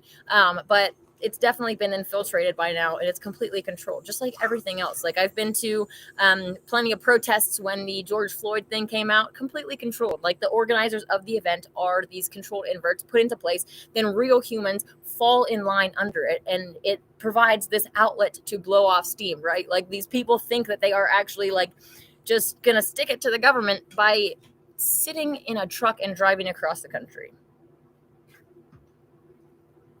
Hopefully, you know, again, like, you're paying them for the gas to travel across the country. You're probably paying them for the food that you're eating too. It's like, how is this affecting them at all? You're sitting in your truck on your bum. Like, that is not a threat to them. Like, I'm not sorry to burst anybody's bubble, but you're not like actually threatening the system by being part of a controlled protest. If you want to be an actual threat to the system, you know, wake up and change your actual actions, change your daily lifestyle. Those truckers on their convoy, they're still eating animals. So they are literally like, they're claiming to fight against this new world order tyranny while their actions are fueling the way. You see how they're shooting themselves in the foot? Like, and again, it's going to be a situation where humans are facing all of these shortages in this chaos, where children are going hungry because of these things, and it's not actually like doing anything against the powers that be. They're getting us to go against each other. They're, you know, the people that are spraying the chemtrails, those are humans. Our own taxpayer dollars are paying to poison us. That's ridiculous. Like, trying to get us to basically be the biggest clowns by hurting ourselves, basically. Okay.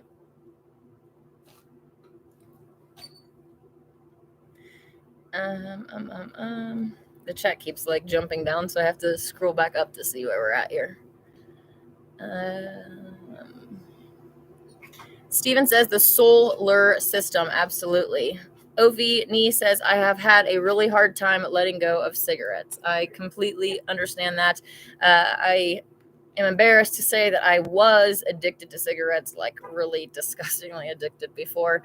I actually, when I moved across the country from Ohio, I'm like, I'm leaving this behind. Like, I kind of put myself in a situation where I was having such a big life change that I forced giving up cigarettes to be part of that, and I am really thankful for it. Those demons are really bad. And also, you should just look into the fact that many cigarettes have castoreum in it, and that is from the secretion of the anal glands of beavers. So people are like literally like addicted to puffing on beaver butt. Fizza says, thoughts on what might be happening on Tuesday, 22022220, whatever. I haven't actually thought of any of that. You said Pluto returning for 248-year cycle. The last time this happened was on July 4th, 1776. That's interesting. I personally don't acknowledge Pluto as a planet, wandering star. The ancients only named Mercury, Venus, Mars, Jupiter, and Saturn because they can be seen with the naked eye. Uranus, come on. the world's run by sodomites, and they name a planet Uranus. Like, that is just an obvious satanic joke where we're having all of these children go to school and then they're being taught about their anus. You know what I'm saying? Like, anyways, Uranus is a satanic joke, obviously. And that was discovered when telescopes were invented. And then they say that Neptune was discovered based on these mathematical calculations of, like, having to do with gravity. The gravity of Uranus is how they discovered Neptune. And then we have Pluto, the Disney dog, right, running along, and he already lost his planet status. So these outer ones I don't even like acknowledge. I haven't gotten into like astrology. Anyways, any like astrology or things like that. I do know that the sun, the moon, the stars are for signs and seasons, and there are things written in the stars, if you will.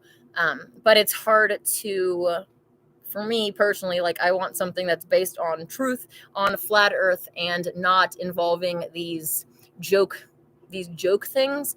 There are some Eastern cultures that still only recognize Mercury, Venus, Mars, Jupiter, and Saturn. So that's interesting. Anyways, yeah, I'm not sure what will happen, Fizz. I haven't really thought about that, but I do know that they have a lot of stuff planned for us in the future going forward with this depopulation agenda.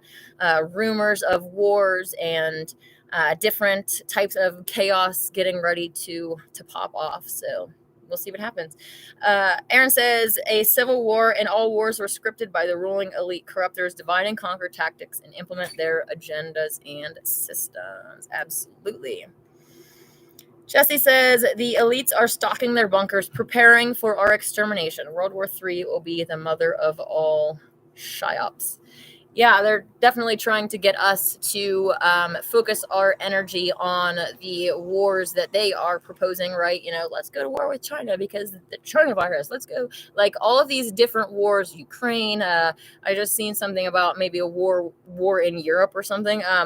But anything to distract us from the real war that's going on, right? The real war that is going on between the forces of light and the forces of darkness. And it's the war for not only our souls, but for this physical reality, for this physical existence to not be a hell and to continue to exist, right? This world is powered by Sophia. Her soul is what keeps this going. Like, she is all physical matter, and if she decides that she doesn't want to do this anymore, that's the end of it. And as dangerous as it can be to come in here and, be deceived, it's dangerous because, you could be deceived into thinking that your soul's going to go out of existence, and that could happen, right? There is that danger, but there is the danger of souls going out of existence because this realm doesn't exist, because they don't find a purpose for existence, and this world gives souls a purpose for existence. And Sophia's soul, the reason that she wanted to do this in the first place was to find wisdom, and keeping her going is something I'm very heavily invested in, although there are a lot less pieces of wisdom to be gained now than there were at the beginning. Once you go through this, it's not just that we've been through this with humans, but it's like there were other species that were center stage first on this plane, right? The Jinn, the Nakash, the reptilians, other species were center stage, and we've been going for a long time, cycling through this whole his and her story, right? And yeah, so there's a lot of wisdom that's already been gained, and they want Sophia to be crushed down. Like, her soul, just like our souls can be depressed, can be crushed down into not having a purpose for existence anymore. And Sophia's soul is at risk for that too. So hopefully you are doing what you can to try to encourage her to continue existing, and really, all of the abuse that we individually go through, she's experiencing because she's physical matter. So it's like the collective of all physical matter, all of that abuse is being taken by one soul. Like, yeah, our souls are suffering because of our own personal thing, but her soul is taking on the suffering of everybody. So you can understand how well, I don't know if you can understand, but like that is a serious weight to be had on any soul, to have literally the weight, the pain of the world being felt by one soul. And that is ultimately Sophia. And one of the like one of the only things that keeps her going, not only, the desire for more wisdom, but having a light at the end of the tunnel, which is the golden age, right? Having this paradise manifested on earth, that is her light at the end of the tunnel. And it's not guaranteed. So we have to do what we can do to create that reality for her, or there's a serious chance that this world is going to cease to exist. And that's not really a topic that I want to focus too much on because it's quite sad. But it's extremely important. What more importance is there than to learn about the soul and how to purify and continue to exist? Aaron says, JD, it's not, but the more you resist, the easier. Oh, hey, what did JD say? It's not easy. Yes. Definitely is not easy, but like Aaron says, it becomes easier the more you resist. Later, you will no longer miss it and find better ways to cope and spend your time. There is a light at the end of the tunnel, my friend. That's really awesome how you said that there's a light at the end of the tunnel. And that's what I was talking about with Sophia, right? Like, the golden age is that light at the end of the tunnel, and that's one of the reasons why I'm really passionate about creating it. I don't want to live in this hell either. I want to be a mom someday, and this world is not safe for babies. I want to change it so that we can experience something better, and hopefully you are along with me on that path. Our daily actions are what manifest that, and it's like exciting on one hand, like to know that we have so much power to change the world, but on the other hand, it's like we have to try to convince other humans to wake up and stop, being so attached to the bacon demon that they just scream bacon as their justification to continue killing animals. Like, yeah, hard situation to be in.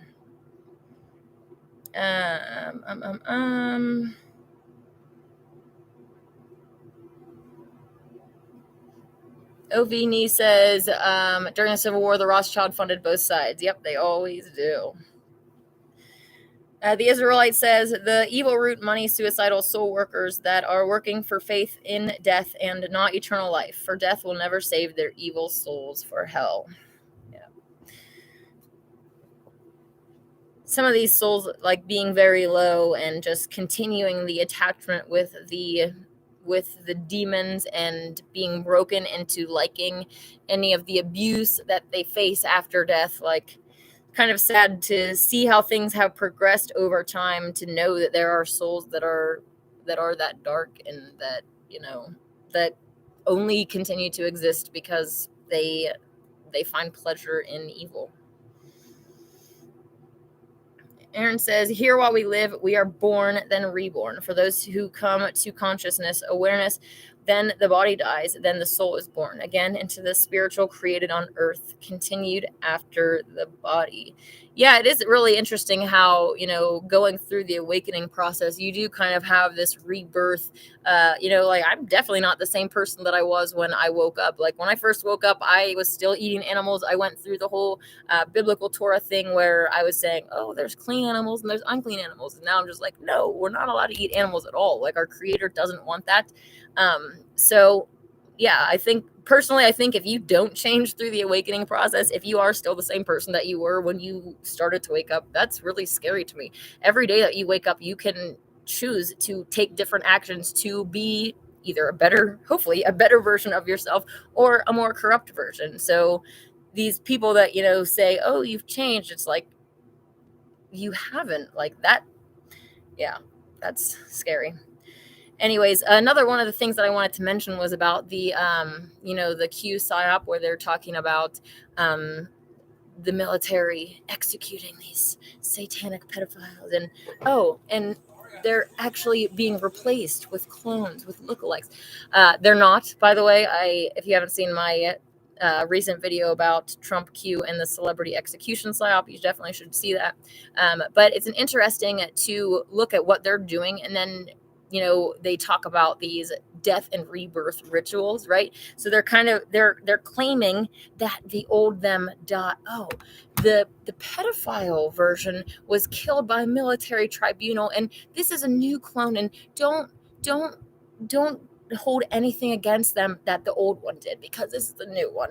It's like it's the same person, but it's kind of like they're doing this black magic death and rebirth ritual in our faces, especially for the people that actually believe the Q psyop. They fully believe that this clown was executed by their friend clowns and then replaced with a lookalike clown. Like, I don't get it, but humans are very made very innocent and trusting, and we want to believe the best. We want to have hope for good things.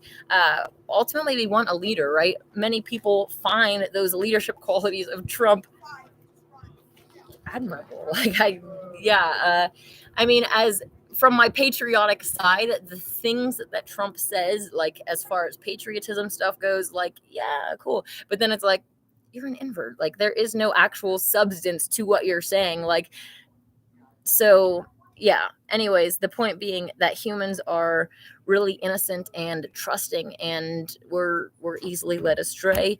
And we're also looking for leadership, even though, so many people are like, I don't want a leader, anarchy, all this stuff. It's like, at the end of the day, that's just not what, like, it's not human nature. And really, even other species, there's not anarchy in their groups either. Like, there is always a hierarchy, even outside of this realm.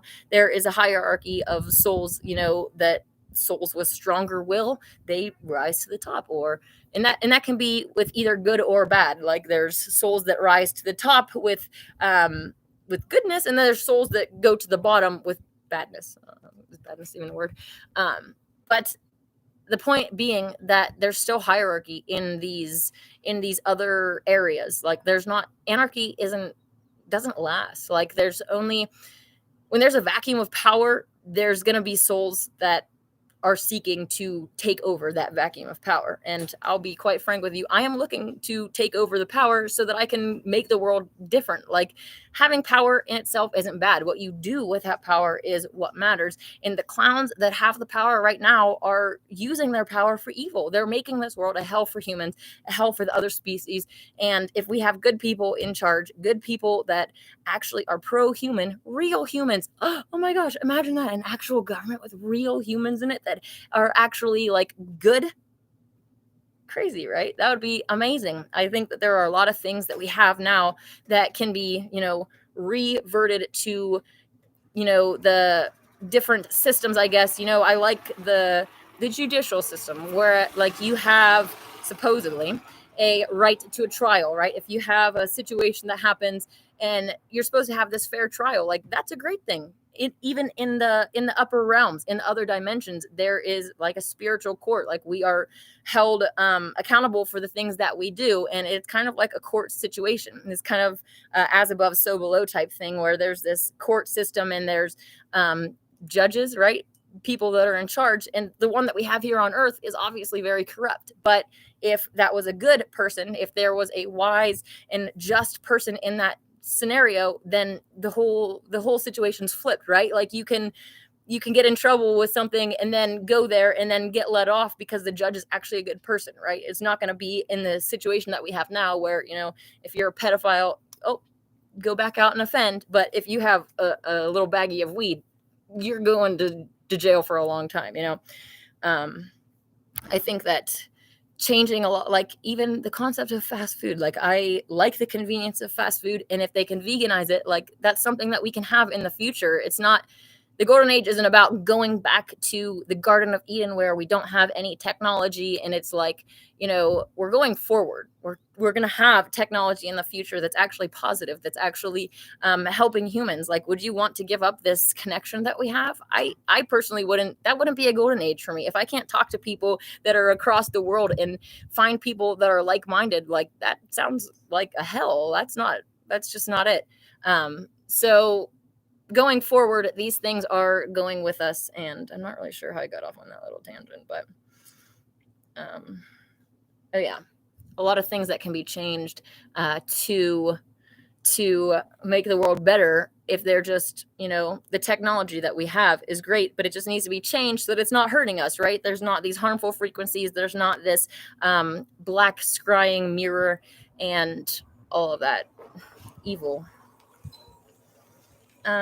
Jesse says the Obamas rented their children. I have heard that as well. I haven't looked into the allegation before, like thoroughly, to actually look at their biomarkers and all of that kind of stuff. Yeah. Biden took inappropriate showers with his daughter, Ashley. Yeah, Biden and all of these clowns, like, proclivities towards children because they were broken as children. But even Trump, like, has said sexual things about their own child. So this incestuous, like, situation isn't solitary. It's like, it doesn't stand alone. It happens a lot. There's pictures of, like, Angelina Jolie, like, making out with their brother. It's real. Well, Angelina Jolie's the brother and the other thing is their sister. But either way, they're like, oh no. Okay. Either way, they are smooching, and it is real weird. Saying my battery's gonna die. Okay. Here we go. Yay for battery packs. Okay. I probably will, after I get through the live chat, maybe head off. JD says, is that a golf buggy? Yes. It is beautiful. Aaron says, I'm jealous, Anana. I am inside looking out at mounds of snow. You're taking your sweater off. Yes, it is beautiful here. We're supposed to be getting a winter storm next week, though, so that's not fun. Extra says, would be really nice to attend one of your full moon gatherings there soon. I would love that. That'd be so cool. Aaron says, common spring. Yes, this is...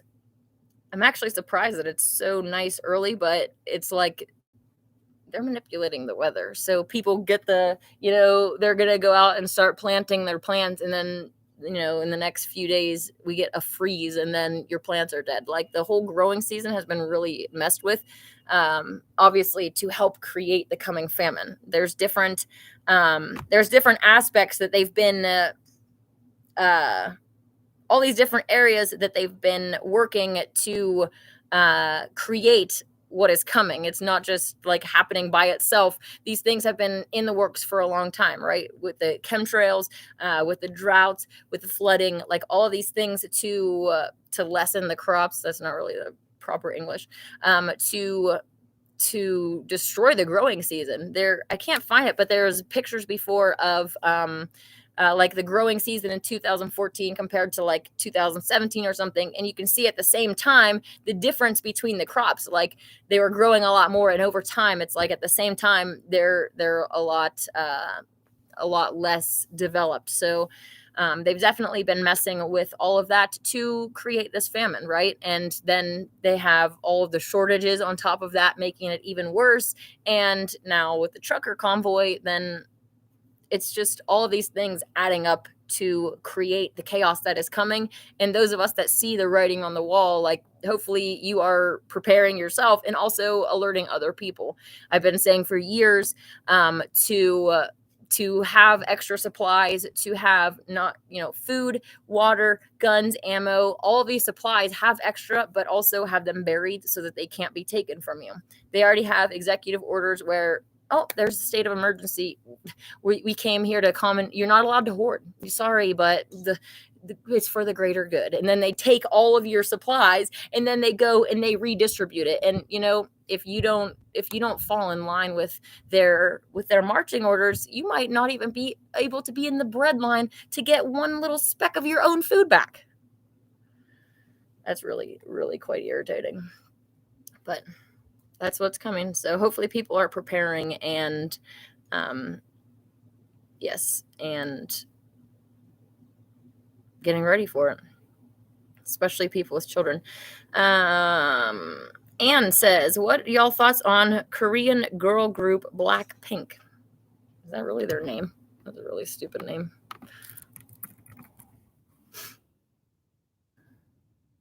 That is really their name. Okay. Some males have more feminine features and some females have more masculine features. Obviously, you have, what did I just click on? You have more athletic type bodies, and then you have more non-athletic type bodies. But also different races have different, overall characteristics, and some of them, the inverts pass better and look more feminine. So yeah, definitely happening with this culture here. And I'm not sure if they show any pictures of their hips. Hips are the go-to for me. I mean, I think they should be for you too, but obviously I can't dictate anything. Especially when it comes to like really skinny MTFs, because the skinnier you are, the more obvious your bones are, and female hips always flare out. Like, we have room for a baby inside, and then when the baby comes out, our hip actually flares out to provide a nice little seat for them there on as well. So that's my go-to for MTFs. I'm not sure, like I said, if they even have it, but any popular group, whether it's in the United States or Canada or the UK or Russia or even, Korea, everything is all controlled. Hollywood, like I was saying before, from the beginning was completely controlled, and it's a club, and you don't get in unless you're part of the club. If you're a real human and you want to be a musician, you're gonna put your best effort forth, but everywhere you turn, unless you're, being really corrupting, which really, it's just, you're not gonna be able to ever get to the top, unless you are inverted, and that's just how it goes in every country. So it's definitely showing, if people start to see, it's like, once you have the eyes to see, to transvestigate, and then you start to see it's in every country, it's like, wow, this is a really big deception. And it becomes so obvious that there's a conspiracy, right?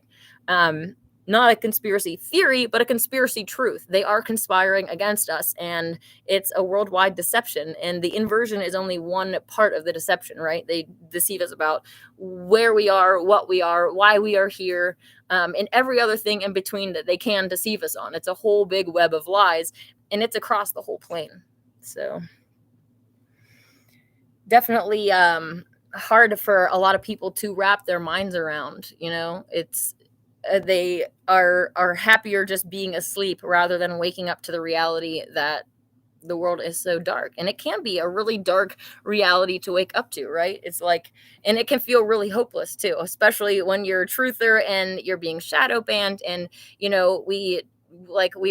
everybody really wants a companion, right? Like, you want to find someone that you can be in a relationship with, that you can believe the same things, that you can jive with, right? And especially as a truther, that is so hard to do. Like, it's trying to even find a real human in the truther community. It's like, you have to cross that bridge first, and then it's like, okay, do we even believe the same things? Like, I probably already know this about me, but I was married to someone before, and he was a flat earth truther, and then the awakening process continued, and I went vegan and he didn't, and it was an issue. So, like, personally, I would definitely suggest people waiting for like, for me personally, I would rather be fully awake and actually know more, know who I am, and actually become the person that I'm supposed to be. Like, I see my ideal self like as this fruitarian. Like, I have this ideal picture in my mind of who and what I want to be and what my soul would be proud of, and I want to become that before I'm focused on being with somebody else. Because if you're not that person and you're still going, and they're not that person and they're still going, it's like, sometimes people do jive together and awaken together, but it adds a whole extra level of stress to the relationship when relationships are already stressful enough. I don't know about you, but I personally want to be in a relationship with someone that actually believes the same things as me. Like, I don't want to have a situation where I become a mommy and I'm teaching my child, the real shape of the earth and all of this stuff. And then, I would have a dad that would come into the situation and be like, no, this isn't true. Your mom's crazy. Like, anything negative. Like, I want it to be a united front. And for me, that's worth waiting for. I wouldn't want to be like in a relationship with somebody that it's not worth just not being lonely to rush into a relationship with somebody and then, continue the awakening process. And, maybe you have kids with them and you spent many years with them. And then something really big changes, a paradigm shift changes. And then that relationship is, broken. There are children involved now, like, just becomes a lot more complicated down the road. So I do encourage everybody to figure it out before they rush into things. All right, let me see where we're at here.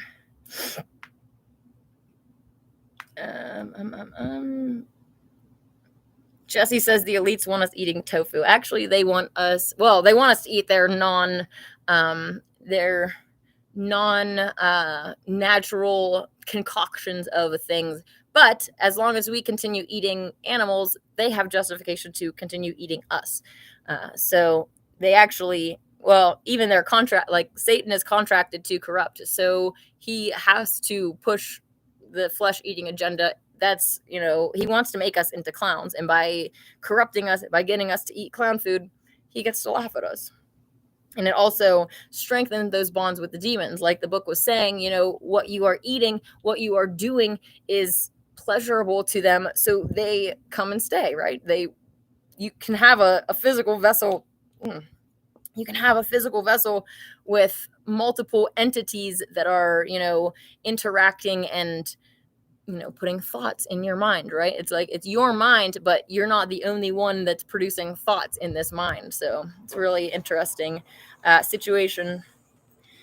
JD says, I didn't like it, but I found it interesting. Ganged up. I think you're in reference to Deanna. Oh, hey, Keb Fortuna, how's it going? Let me just scroll up here. This is ridiculous. Okay.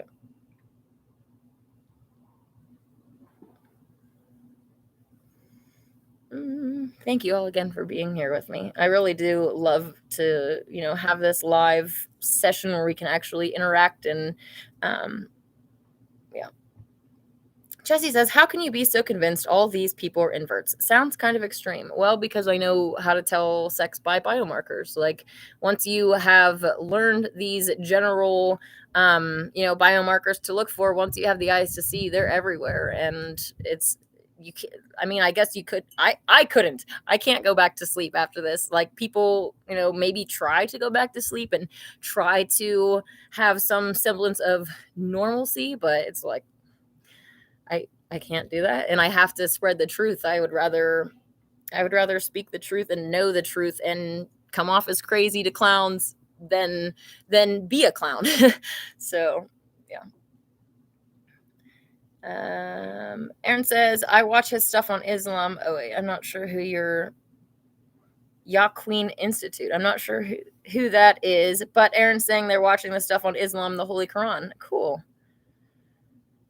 There's a lot of overlapping stuff with Islam and, Christianity and Judaism, and all claiming to be these Abrahamic faiths. It's kind of crazy how ununified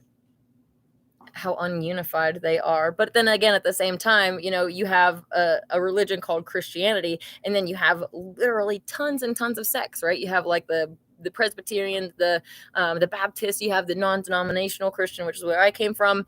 But there's all these, like, they start with the Bible, and then they have all these different spin-off ideas, and then they create different sects. It's kind of crazy how divided the deception can actually make us. And I know that in general, we're taught that group think is bad, that we all need to think differently to be to be a individual person.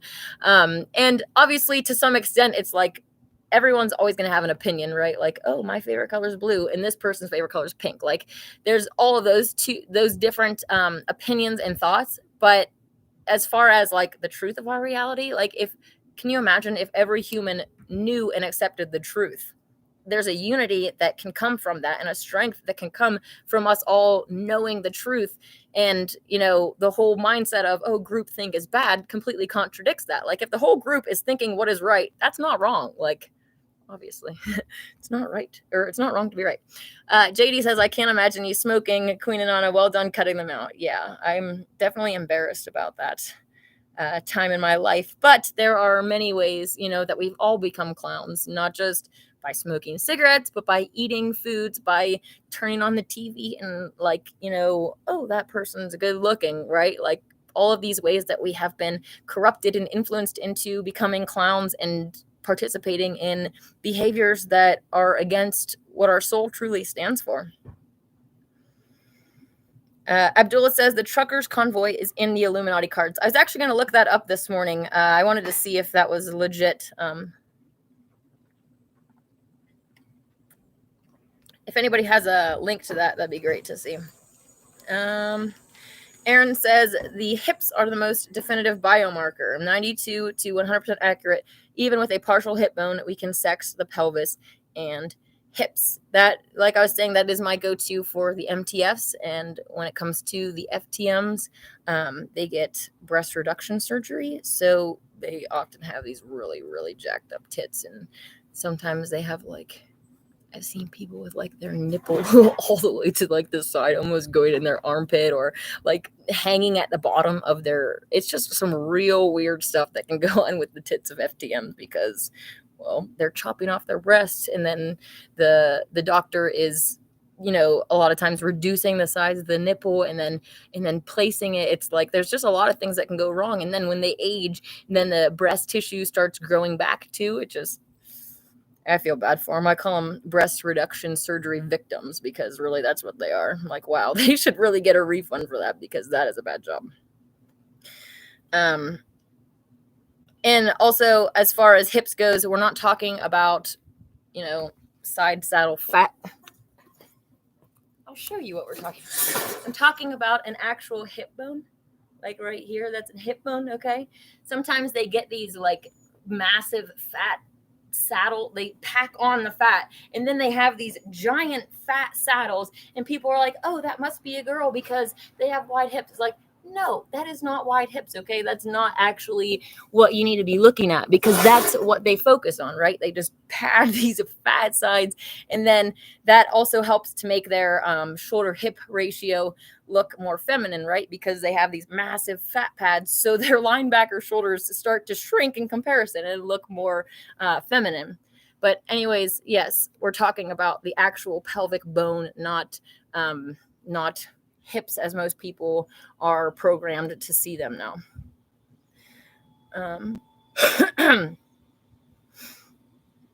Aaron says BJ, I don't know how to say that person's name, but the convoy in Canada, the GoFundMe page was controlled by this BJ Dieter, I don't know how to say their name. But Aaron did a really good post on them, and that's on my Facebook page as well. But the GoFundMe was being controlled by an inverted clown, right? And then they have all of these humans sending money to these inverted clowns. Like, think of the George Floyd psyop, right? The act that people saw on TV. They turned on a Hollywood program and they saw this movie happen in front of them, and then they have an emotional reaction because it's being presented as if it's real life. They get up in arms. Maybe they know someone of color that was actually abused by police. I'm not saying this stuff doesn't happen. I'm just saying this specific case was completely fake. There are issues that are in the I don't know what I was trying to say, in the law enforcement arena, right? There are issues, there are injustices, and the people that, you know, have actually experienced that, when they see something on TV, for them it's like an extra fire in their belly because they have had experience like that. But the point was that they show us this thing on TV, this little play, and then how many people went onto the GoFundMe page and literally out of their own hard-earned money that, you know, they're choosing whether to maybe buy their kid a Christmas present and support this donation. Like, I'm not saying that's like the actual case, but the point is that it's a human that is actually taking their hard-earned money and giving it to someone who deceived them.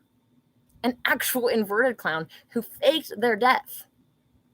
And it's, you know, because their human emotions are being played on, being manipulated. And we see that constantly happening.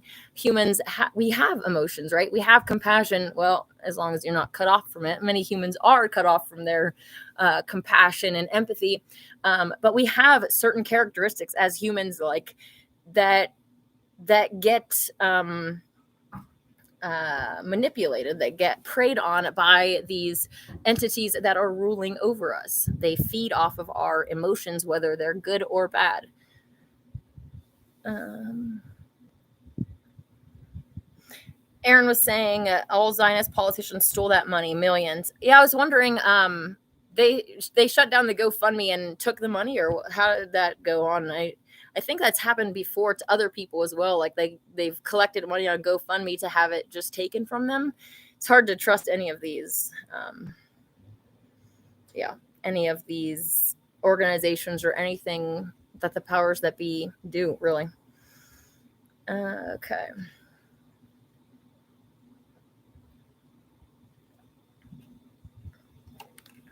Jesse says they're going to stage an alien invasion or nuclear war. Then when they emerge from their bunkers, most of us will be dead. Everybody obviously knows about I guess I shouldn't say everybody, about Project Bluebeam and the whole alien invasion deception that we're all kind of waiting to happen. Like I was saying before, though, there's actually nothing set in stone. Like if all of the humans, which is just unfortunately not going to happen, but let's say all of the humans tonight, for some reason, just woke up to flat Earth and no longer believe in aliens. We all acknowledge the aliens are interdimensional entities. Like, they probably won't go with the space alien deception, right? So their plans are able to be changed based on our status as humans, basically, and where we are. And they have completely infiltrated the truther community, and they're constantly trying to watch, right? They're trying to watch and see how awake humans are. What do they know? And especially if they're still passing.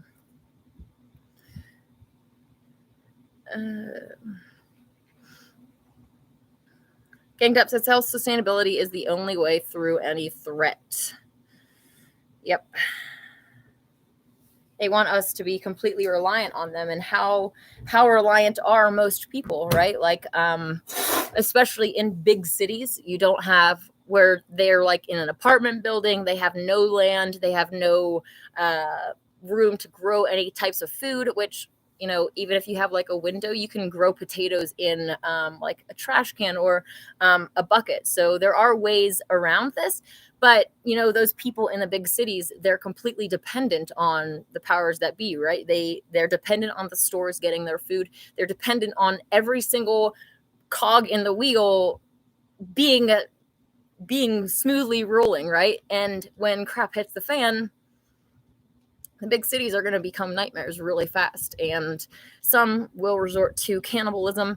It's just not going to be a good situation. So hopefully, if you're in the cities, you have, you know, a bug out bag ready, a bug out location, like you have somewhere that you can go when crap hits the fan. Hey, Bob, how's it going? So my comments are coming through here weird. Bob says, I will take credit for being among the early truthers predicting that a primary objective of the pandemic was to push the jabs, especially since extremely profitable. I've been here listening from the beginning, but could not immediately log on with my... Ooh, you got a new laptop, huh? What's an Ubuntu laptop? I've heard of the concept before of Ubuntu, but I don't know what the laptop is. Yeah, the pandemic is it's not just this single event, right? There's a bigger depopulation event going on, and sending out diseases is only one way that they are trying to kill us off, right? Our food's being poisoned. We're being sprayed with chemicals. We have these 5G towers that are being installed, blasting us with really harmful frequencies. Like, there are a lot of different weapons that are being used against us. Pestilence is just one of them. Pestilence, I don't know. Like, that's a weird counting. Pestilence, a famine, a war, and death, right? These 4 horsemen that are said to ride. It was revealed to me that they ride every 100 years, depopulating the earth. So, the same things that happened during the time of the Spanish flu, if you actually look into it, a lot of the same things are happening again. It's kind of funny when people are like, if you didn't get the jab, congratulations, you've made it through the biggest psyop in American history. It's like, these psyops are really just repeating themselves. So it's actually really not the biggest psyop. And yeah, kind of makes us look silly to not recognize the fact that these very same exact things have been used over and over and over again. But it's like, none of us were alive 100 years ago, so we wouldn't remember. The oldest person that I've met, I think, was 101, but she died. Okay. JD says unity is positive at Ganged Up, but that should apply to all of humanity being unified, not country versus country, race versus race, etc. Yes. Isn't it interesting how they try to get us all to be like, I'm not against patriotism. I do have pride in America, in that it's a beautiful country. I mean, as far as scenery goes, at least. And I do like a lot of the systems, but obviously the corruption needs wheedled out, right? But they want us to, think that this is like, every human that's born basically is programmed with this, this country is the best, my religion is right, all of these different ways to divide and conquer us. And we see that that's what's going on right now, even more, right? With the mask versus non-mask, jab versus non-jab, and everything. Also, on that note, the race wars, how, well, kind of having like Obama in the White House, they already kind of started stirring up racial tensions all the way back then. But even more, with the George Floyd thing, we're seeing even more, like, they're trying to pit us against each other because of race. And during the Spanish flu, they had race wars too. Like, go look into the burning of Black Wall Street. And there was this, I personally think it was a psyop. There was a rape allegation that there's a supposed white woman raped by a black guy. And this is basically what triggered all of this, like, evil to happen. And then at the end, the charges were dropped. Like, I personally think it was a complete fabrication to start all this, just like, the George Floyd thing. They can put something on the news that's completely, like, fake. And then they get humans to react based on what they see. And then we have this situation that we're in. So yeah, I think that's what happened 100 years ago, was a fake allegation of rape, and to start all of the evil that happened back then. And hopefully we can avoid some of that evil going forward. But I think that they're really trying to push for the same types of things happening, and so many humans are just completely, it's like their soul isn't in the driver's seat. It's like their physical self, with all of its needs and whatever, is what's in the forefront. Their pineal gland is calcified. They are just like on autopilot, just going through life, really not even thinking about their decisions, right? It's like, you get up, you eat breakfast, you go to work, you do this, you do blah, blah, blah, and then you repeat and repeat, right? You can get into this zombie mode where you're not even consciously even thinking about what you're doing. So that's kind of what, like, your physical vessel is kind of like on autopilot, and your soul's not in the driver's seat. But once you start waking up, you're like, all right, I'm going to start taking control and stop being a clown. Well, these people that are asleep, right? They're just believing whatever they see on the TV and any sorts of news programming that's coming in to them. So they're the ones that we have to worry about, right? It's not the truther community that's going to be having race wars in all of these different types of issues. If anything, we're going to war against the powers that be, right? It's going to be the sleepers that are being convinced to go to war with each other, and they're the ones that we have to convince. It's so like frustrating and disheartening that, like, it's too bad that just my own actions can't change it. It's like I have to try to convince other people and wake them up, and it's not just the soul that I'm dealing with, but even like these texts were saying, like the demons that are connected with them can basically help them to avoid people like us and stay away so that they stay in ignorance. Steven says, I have to get going. Have a great day and enjoy that lovely weather. You too. Thank you. Hopefully you have a wonderful day. I'm probably going to wrap it up here soon too. I've been taking up their internet for hours now.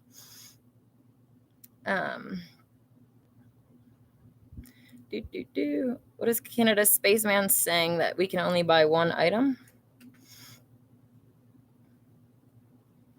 Yeah, they were. I remember that they were doing one item of each. Yeah. They were limiting all of the products. Like they were saying you can only get like 2 or 3 bags of flour. Everything was extremely limited. I know what you're talking about now.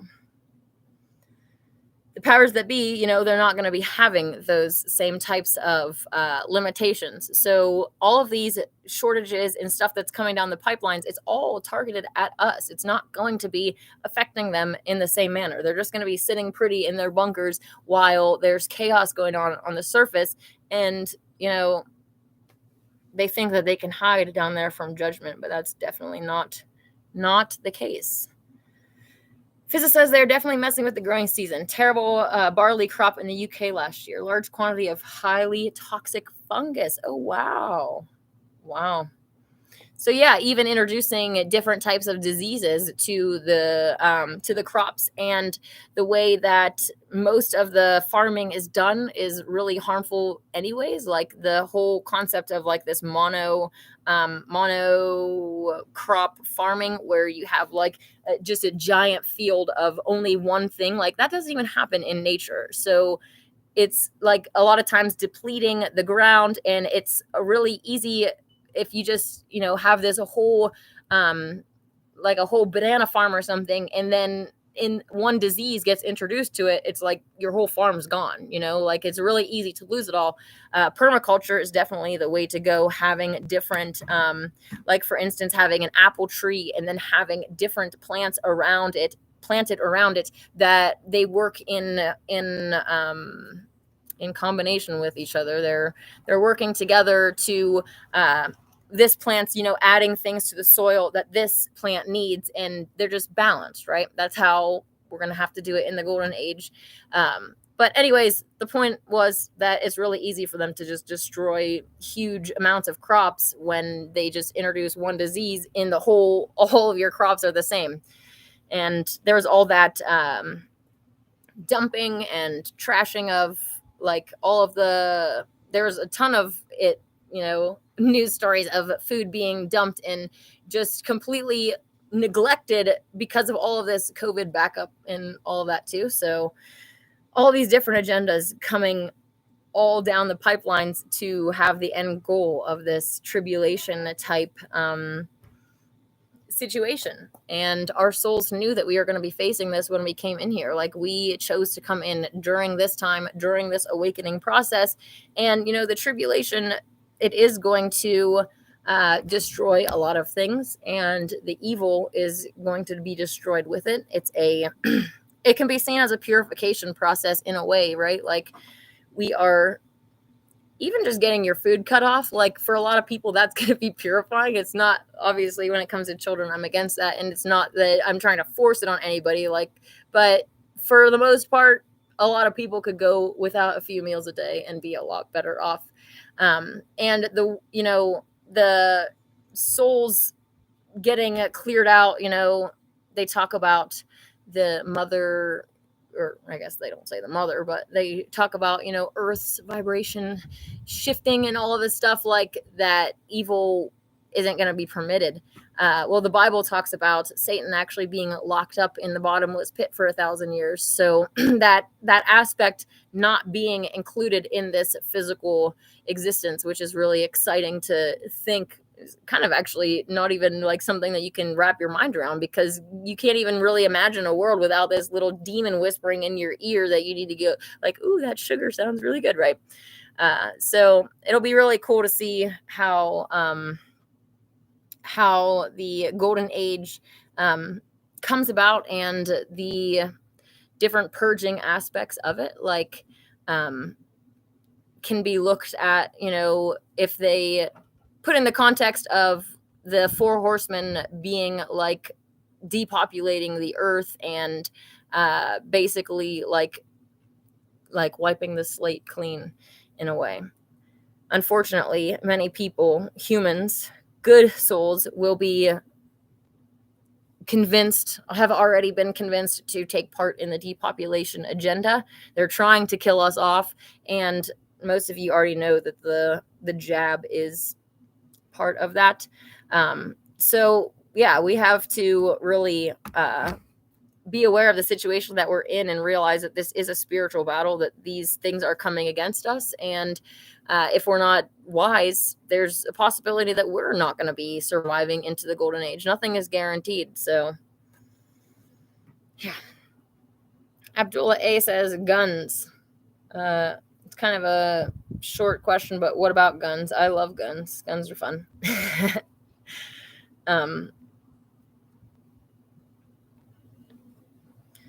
Ganged Up says they can only burn down the forest so much before there's nothing left to burn. Yeah, they've already started doing controlled burns around here. I think they did the one yesterday. But I've been driving, around, and they're creating burn perimeters. So with the drought and everything that's been going on, it's creating this situation where the fires that they start can spread really rapidly, and that's a whole other story, because we know that these wildfires aren't so wild after all, and they're being set on purpose, and they're completely controlled. But anyways, JD says, is breast milk vegan though? Well, if it's two things. I would say if the mother is vegan, then her breast milk is the most vegan thing. But a baby consuming their mother's milk in itself is vegan. Like, veganism is about not taking from other species, not taking from other animals or whatever, but a mother's milk is literally made for her child. So as far as the principles of veganism, like that's the only milk that is ever intended by nature, by God, by the mother for that baby. So it is vegan. But you could make the argument that a non-vegan's breast milk isn't in itself vegan. Anyways, Faith, how's it going? Hey, Queen and Anna, I really love this topic today. I hope you're doing well. I hope you're doing well as well. It is a great day. Aaron says, elites want us to eat animal DNA and human DNA, not plant-based. More controlled opposition. Yes, the same people that have been encouraging us to eat animals for thousands of years see that we're already being vegan, and they're like, oh, well, there's money. Well, it's not really about money to be made. Let's not be naive here, right? These clowns literally print money. So it's not about money. It's never about money for them, in that, like, for the individual person, maybe they sold out for money, maybe they sold out for fame and wealth and power, but overall, their agenda isn't about money. They print money. It's about corruption at a soul level and turning us into clowns. So them getting us to eat animals and all this stuff, getting us to even the vegan food that's processed, like the chemicals and stuff, they're promoting veganism in a non-pure way, right? They want you to eat all of their lab-grown foods and all of these unhealthy things, rather than what true veganism should be. Like, the actual proper diet for your body is raw herb and fruit-bearing seed. But yeah, they're trying to control both sides of every argument, and there are people that are like, oh, veganism is a new world order agenda because the Satanists are promoting it. It's like, they've been promoting eating animals for your whole life, and now you're going to say because they have started also promoting something else that it's that it's wrong. Like, it doesn't actually make any logical sense if you sit down and think about it. But also, I wanted to mention that, I believe, the Clementine homilies, it talks about the giants, and how some of the things I just have highlighted. It says, contrary to nature, they turned to the eating of animals, these giants. And then they say, on account of their bastard nature, not being pleased with purity of food, longed only after the taste of blood.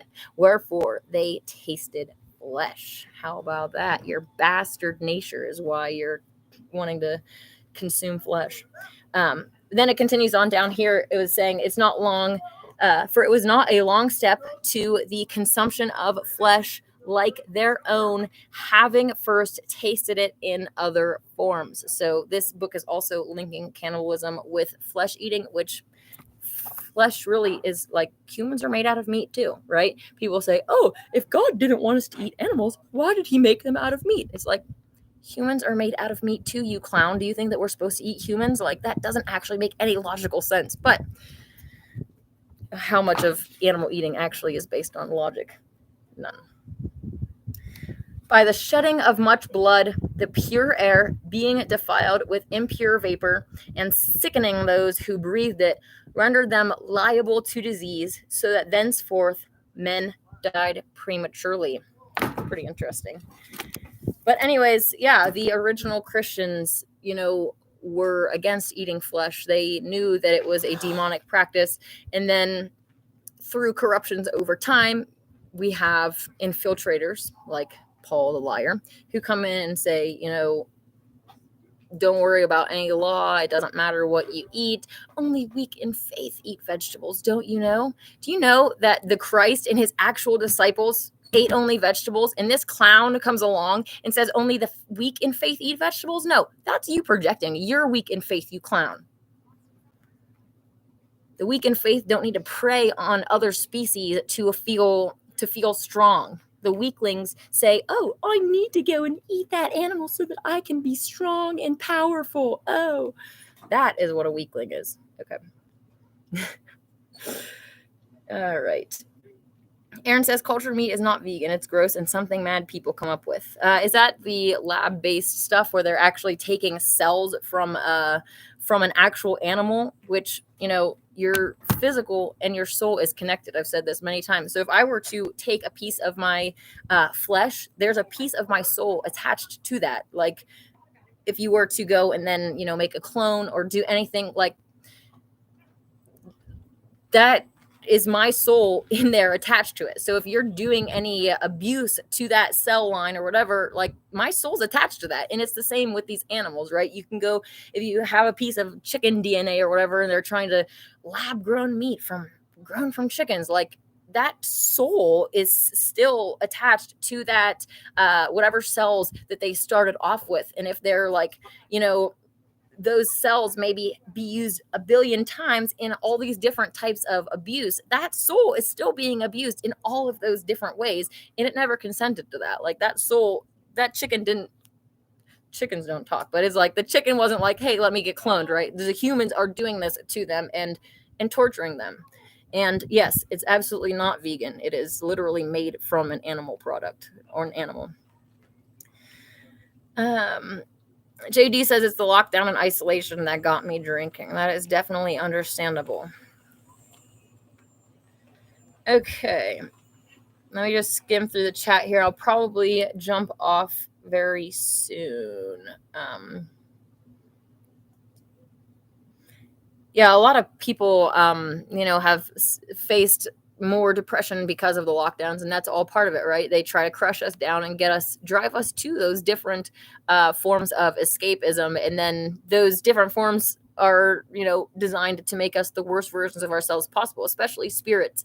When I go out to drink, I will have like a champagne mimosa, vegan, of course, or like a glass of wine, but spirits in itself is a whole different process that really, like, when you have like a party or something and you have people that are drinking beer and wine, like, it's all fine. But then you have the guy that's just putting back shots, and then, like, things get bad. Obviously, beer and wine can get out of hand too, but it's mainly the hard spirits that really, really Well, they're spirits, right? You're literally drinking spirits. What do you think is going to happen? JD says, what is a non-denominational Christian? What Bible do they go by? It's the King James version. Well, I mean, growing up, it was never like there's only one version that should be followed.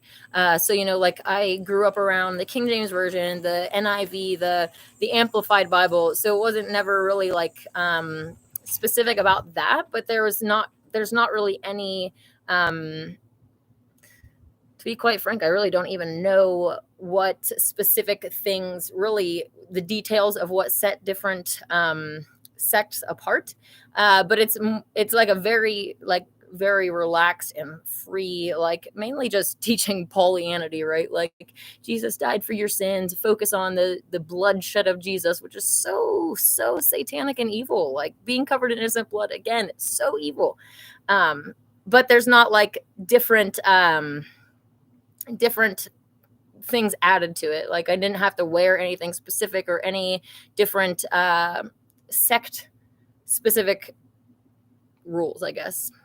It's an interesting question. I'll have to look into more of the differences between the different sects. I've never really felt inspired to look into it. Anyways, these dirty old golfers are getting excited. Yeah, it's beautiful out here. Aaron says, show us how an MTF walks with their chest and butt out. Well, it is kind of funny because a normal person standing, it's like there's a natural curve in my spine.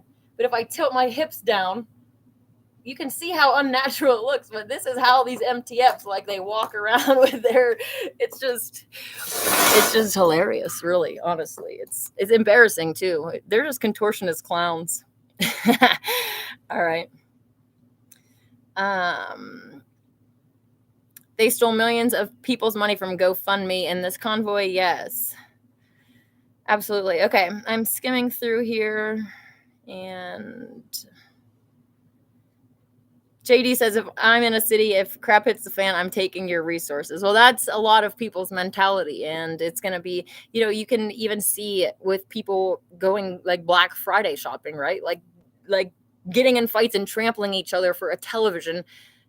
Imagine they're actually in a situation where their children are hungry. And, when people get put into these really desperate positions, like really desperate things happen, and it's going to be bad for people in big cities. So hopefully, JD, you have, if you are in a big city, you have a way to get out.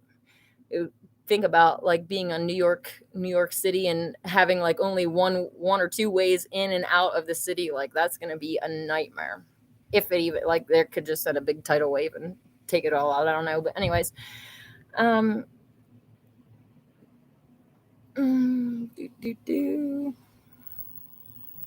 Okay. Canada Spaceman says, I have no place to go, so I am not starving and freezing by running away. They can kill me wherever I am. This world is crappy anyways. Well, you might have that mentality, but the golden age is definitely worth fighting through for. How much in life is so easily given to us, especially with the way that this world is set up. Like in the golden age, things are going to be a lot easier. It's like you can have things handed to you, right? But in this world, that's just not the case at this point. It's designed to crush humans down, and we knew that it would be like that before we came in. But that being said, guys, if crap hits the fan and you don't have anywhere to go, Mount Shasta is hiding behind the clouds, but this is the meeting place of heaven and earth, and it is absolutely vital.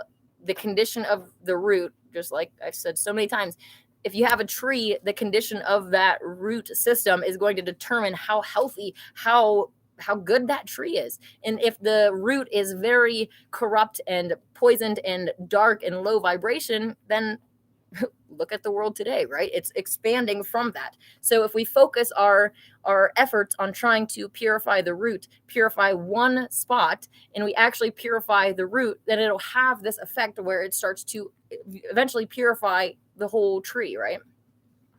So I definitely encourage people to come here. Obviously, the powers that be want to get all of the real humans like you and me out of this county and this state, right? There's so many different agendas to try to make California just the most horrible place to live. Different laws, like nowadays, if you want to try to like build a house, you have to have a multi-$1,000 sprinkling system, and that's like only one of the many factors, right? Like I also saw last night that they're proposing a bill kind of like the Texas abortion bill, where you can, like rat on abortionists, people doing abortions, but they're trying to push a new bill in California here where you can actually go against manufacturers or dealers. I'm not 100% sure, but it's going after people selling guns in the same way that people are doing it with the abortion clinics. So they're definitely trying to do gun grabbing, and they know how important this location is, how much attention is not given to the root, right? The most important places on earth. Yeah, look in Jerusalem, look over here, look over here. It's like, don't look at the root, don't focus on the root, anything but that, because they have this place surrounded by freaking, I almost said the T word, by inverted clowns, and very corrupt. There are a lot of stars that have second homes here, and not just stars, but like rich people that have property here. Mount Shasta specifically, a lot of flooding and chaos has happened in other locations, but she has never been, from what I have been revealed, that she's never been like sunk, so she is extremely safe. Other places, Atlantis, Moo, they're gone. Like, so things can happen. There's a map that was leaked by the U.S. Navy a while back that shows different parts of the U.S. submerged underwater, Southern California, around the coast of Florida and New York and stuff. Personally, I think they released it purposefully, and the Navy being the ship drivers, whatever, needed to know where the land meets the sea. So coming from them, for me, it's more credible, and that is what I am, preparing for. And it shows Mount Shasta being safe. It also shows a little bit of coastline coming into Mount Shasta, which would be really awesome. I would love to have the beach and the mountain in like one spot, but anyways, I wouldn't really mind if a lot of Southern California is not going into the rest of the future with us. But I do hope that, the pure humans get out before the devastation comes. There's definitely devastation and judgment coming. Like, humans as a species, we've done so much corruption and evil. Like, yes. Bob says, at this point, the most fastest imperialist state is Canada, which is headed by Prime Minister Justin Castro Trudeau. Okay. I haven't really been following along with a lot of the laws and stuff. Like I said, I don't even follow with American politics and all these things. It's just, yeah, I guess there is important things to know, like what's going on, but it's all a puppet show, right? All of these things are controlled, and their plan in general is just going to keep getting worse. So there's really, like, I don't find a need to watch every detail of the puppet show. Bob says, however, this entity is likely to be eliminated. Oh, wow. Okay. Why do you think that? Eliminated by the end of this month. Really? Okay. Justin Trudeau. That's funny. Abdullah A says, why is that monocultures are like an accident waiting to happen? Are you talking about the monocrop cultures? Yeah, because if they introduce a disease, then all of your crops are done. And also, growing one thing on this mass scale really depletes the earth of nutrients, so it creates other issues as well. I think that's what you're talking about. Yeah.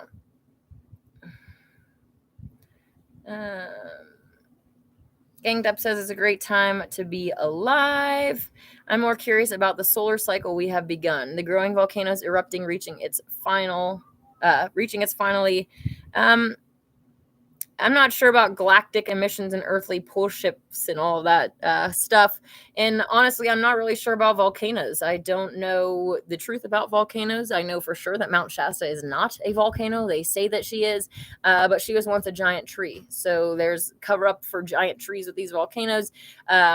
Different things that they can do to make it, seem like a volcano. Like I've heard that people, like, there's different smells and stuff down in there. I haven't actually gone exploring. I know that they have like public tours and stuff that you can go in the different cave systems in a controlled manner, right? They're not going to let you wander freely under there because you could end up wandering into their subway system, right? There's things underneath the mountain, but they do controlled tours of these caves inside, and you can go to that if that's something that you're interested in.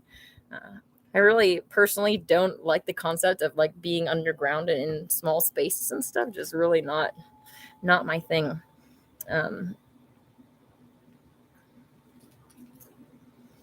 JRB says Georgia Guidestones, guideline, yeah. Truth in plain sight, yes. JD says there are spelling mistakes on those stones. Oh, really? I did not know that. I'd be interested to see any more of that. All right. JD says, I hope you're going to end this stream with an epic swing and say, no, watch this drive. Honestly, I was thinking this morning that it might be kind of fun to try golfing before. I've gone putt-putting, and, I don't know, especially driving a little cart around would be fun. But for the most part, I kind of prefer more like contact sports like soccer and especially basketball. Canada Spaceman is quoting Saturday Night Live saying, just because I eat my neighbor, that doesn't make me a cannibal. Wow. Definitely putting truth in plain sight, right? And trying to program us. Think of all of the zombie movies and how desensitized someone becomes when they're seeing these things through their screen. It's not just with zombies, but it's like with so many different things. Like horror movies open up like a whole area to be desensitized by different types of violence and abuse and like evil, right? But having all of these programming of zombies and stuff coming out relatively recently, leading up to the situation that we're going into, it's just desensitizing people to eating flesh of humans and seeing it happen, and then potentially, maybe their demon on their shoulder saying, you like bacon a lot, and bacon is the closest thing that you can eat to eating human flesh, so maybe you'd like bacon too. Or maybe you'd like human bacon too, is what I meant to say. So, the cannibals say that bacon, human bacon is even better than regular bacon. Aaron says Paul is not his favorite false prophet. Oh, well, joking. It's really the biggest one, I mean, in my life at least, in regards to, I grew up in Christianity, and that is so, it's crazy to see how overwhelming it is. And if you like, there's a ton of, where's this? I actually have like 20 tabs up right now.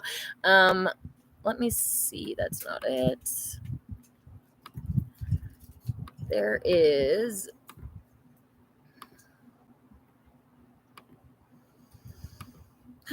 Anyways, it's on this Ebionite.com website, and it actually has a ton of quotes that are people that have written books about original Christianity and studied these topics extensively, quoting against Paul, like saying that Paul was a corrupter and all of these things. So let me just scroll through here and see. Yeah, I actually have a few books about Paul as well that I'm working on reading through. So, yes. I want to Ebionites on Paul.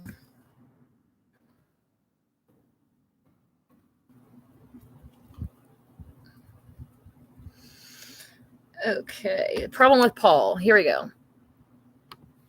I'm going to put this in the chat so that you can read if you're interested. like I said, there's some quotes in there. I don't really like the way the website is set up, but the information is what really is what's important.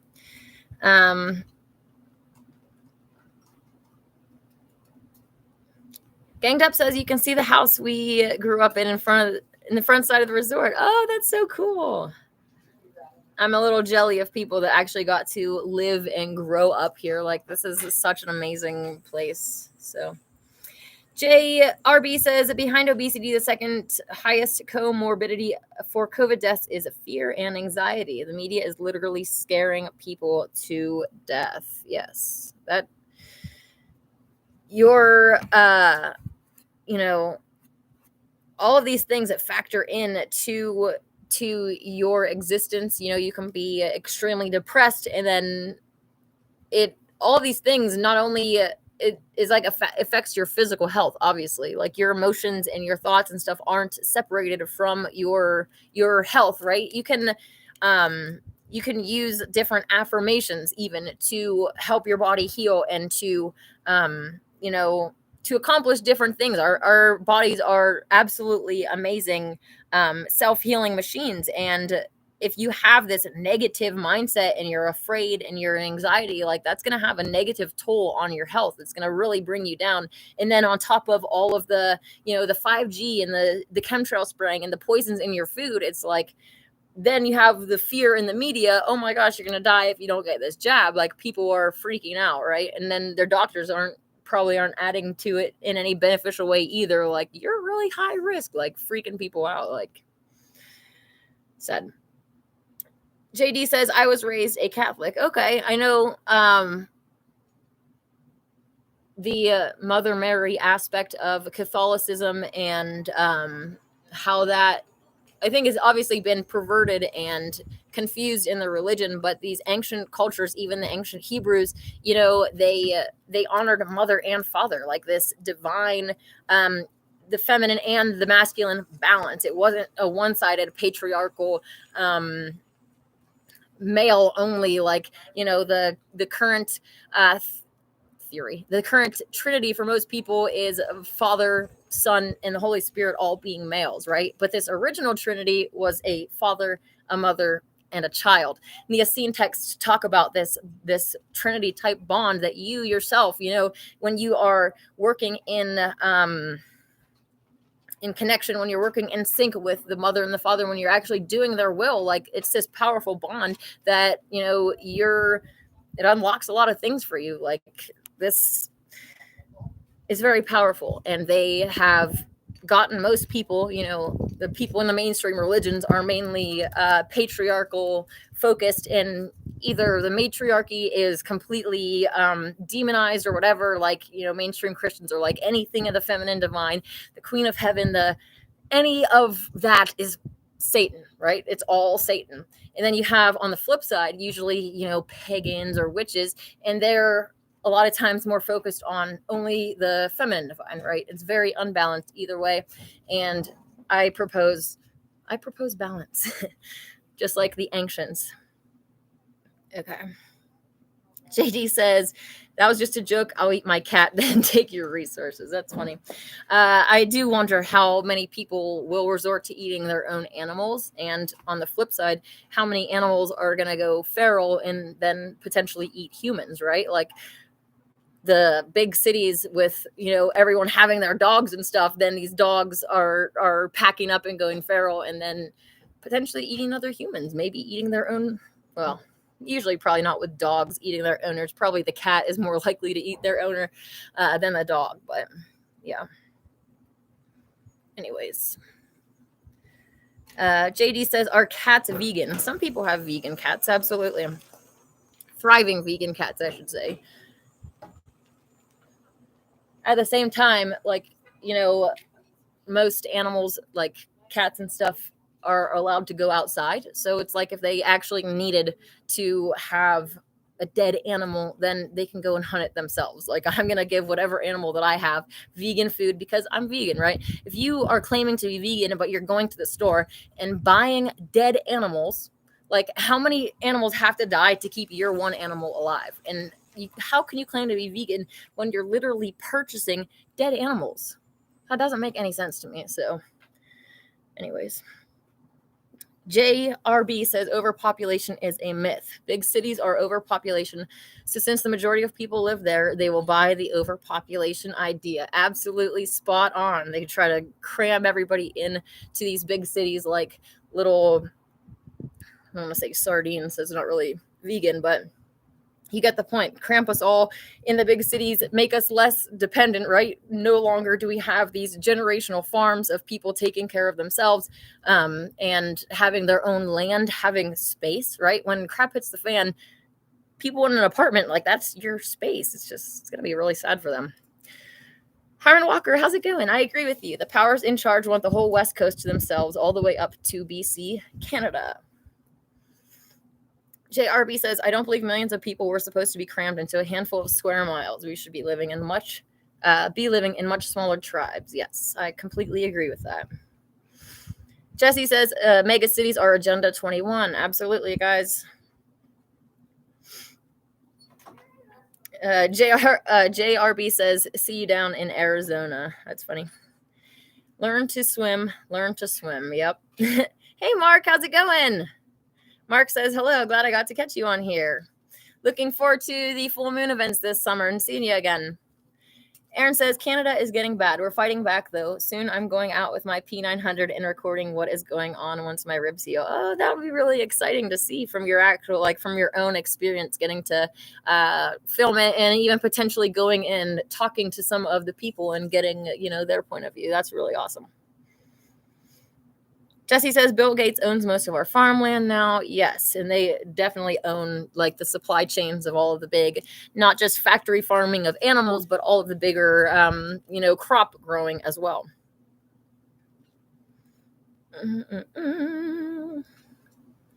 All right, guys.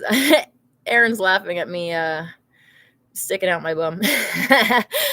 All right. That's funny. Okay, I am going to be getting off of here, guys. I really appreciate your time and getting to spend it with you. Hopefully you learned something new. Hopefully you are concerned with the state of your soul and actually purifying. Like I was saying, the more that we purify here now, the less it's going to hurt later. In this world, we have limitations to our pain receptors, and outside of this world, your spirit, your soul can be really tortured. So hopefully you heed my warning and jump on the purification train. And yeah, so I will be back with you guys on Wednesday at 3:33. Make sure that you keep it in mind. It's really easy. It's one number 3. You just have to remember one number 3, the number 3 repeated, right? And Wednesday, that's all. And hopefully you will join me then. And yeah, if you guys have any other questions or subjects that you want me to touch, definitely let me know. I have a bunch of things coming down the pipelines with a bunch of bookmarks here and new information. But this is the most important information that you need to know, is how your soul can truly become immortal. So hopefully you enjoyed this and really take it to heart and will purify with me. Have a wonderful week. May God and the Goddess bless you.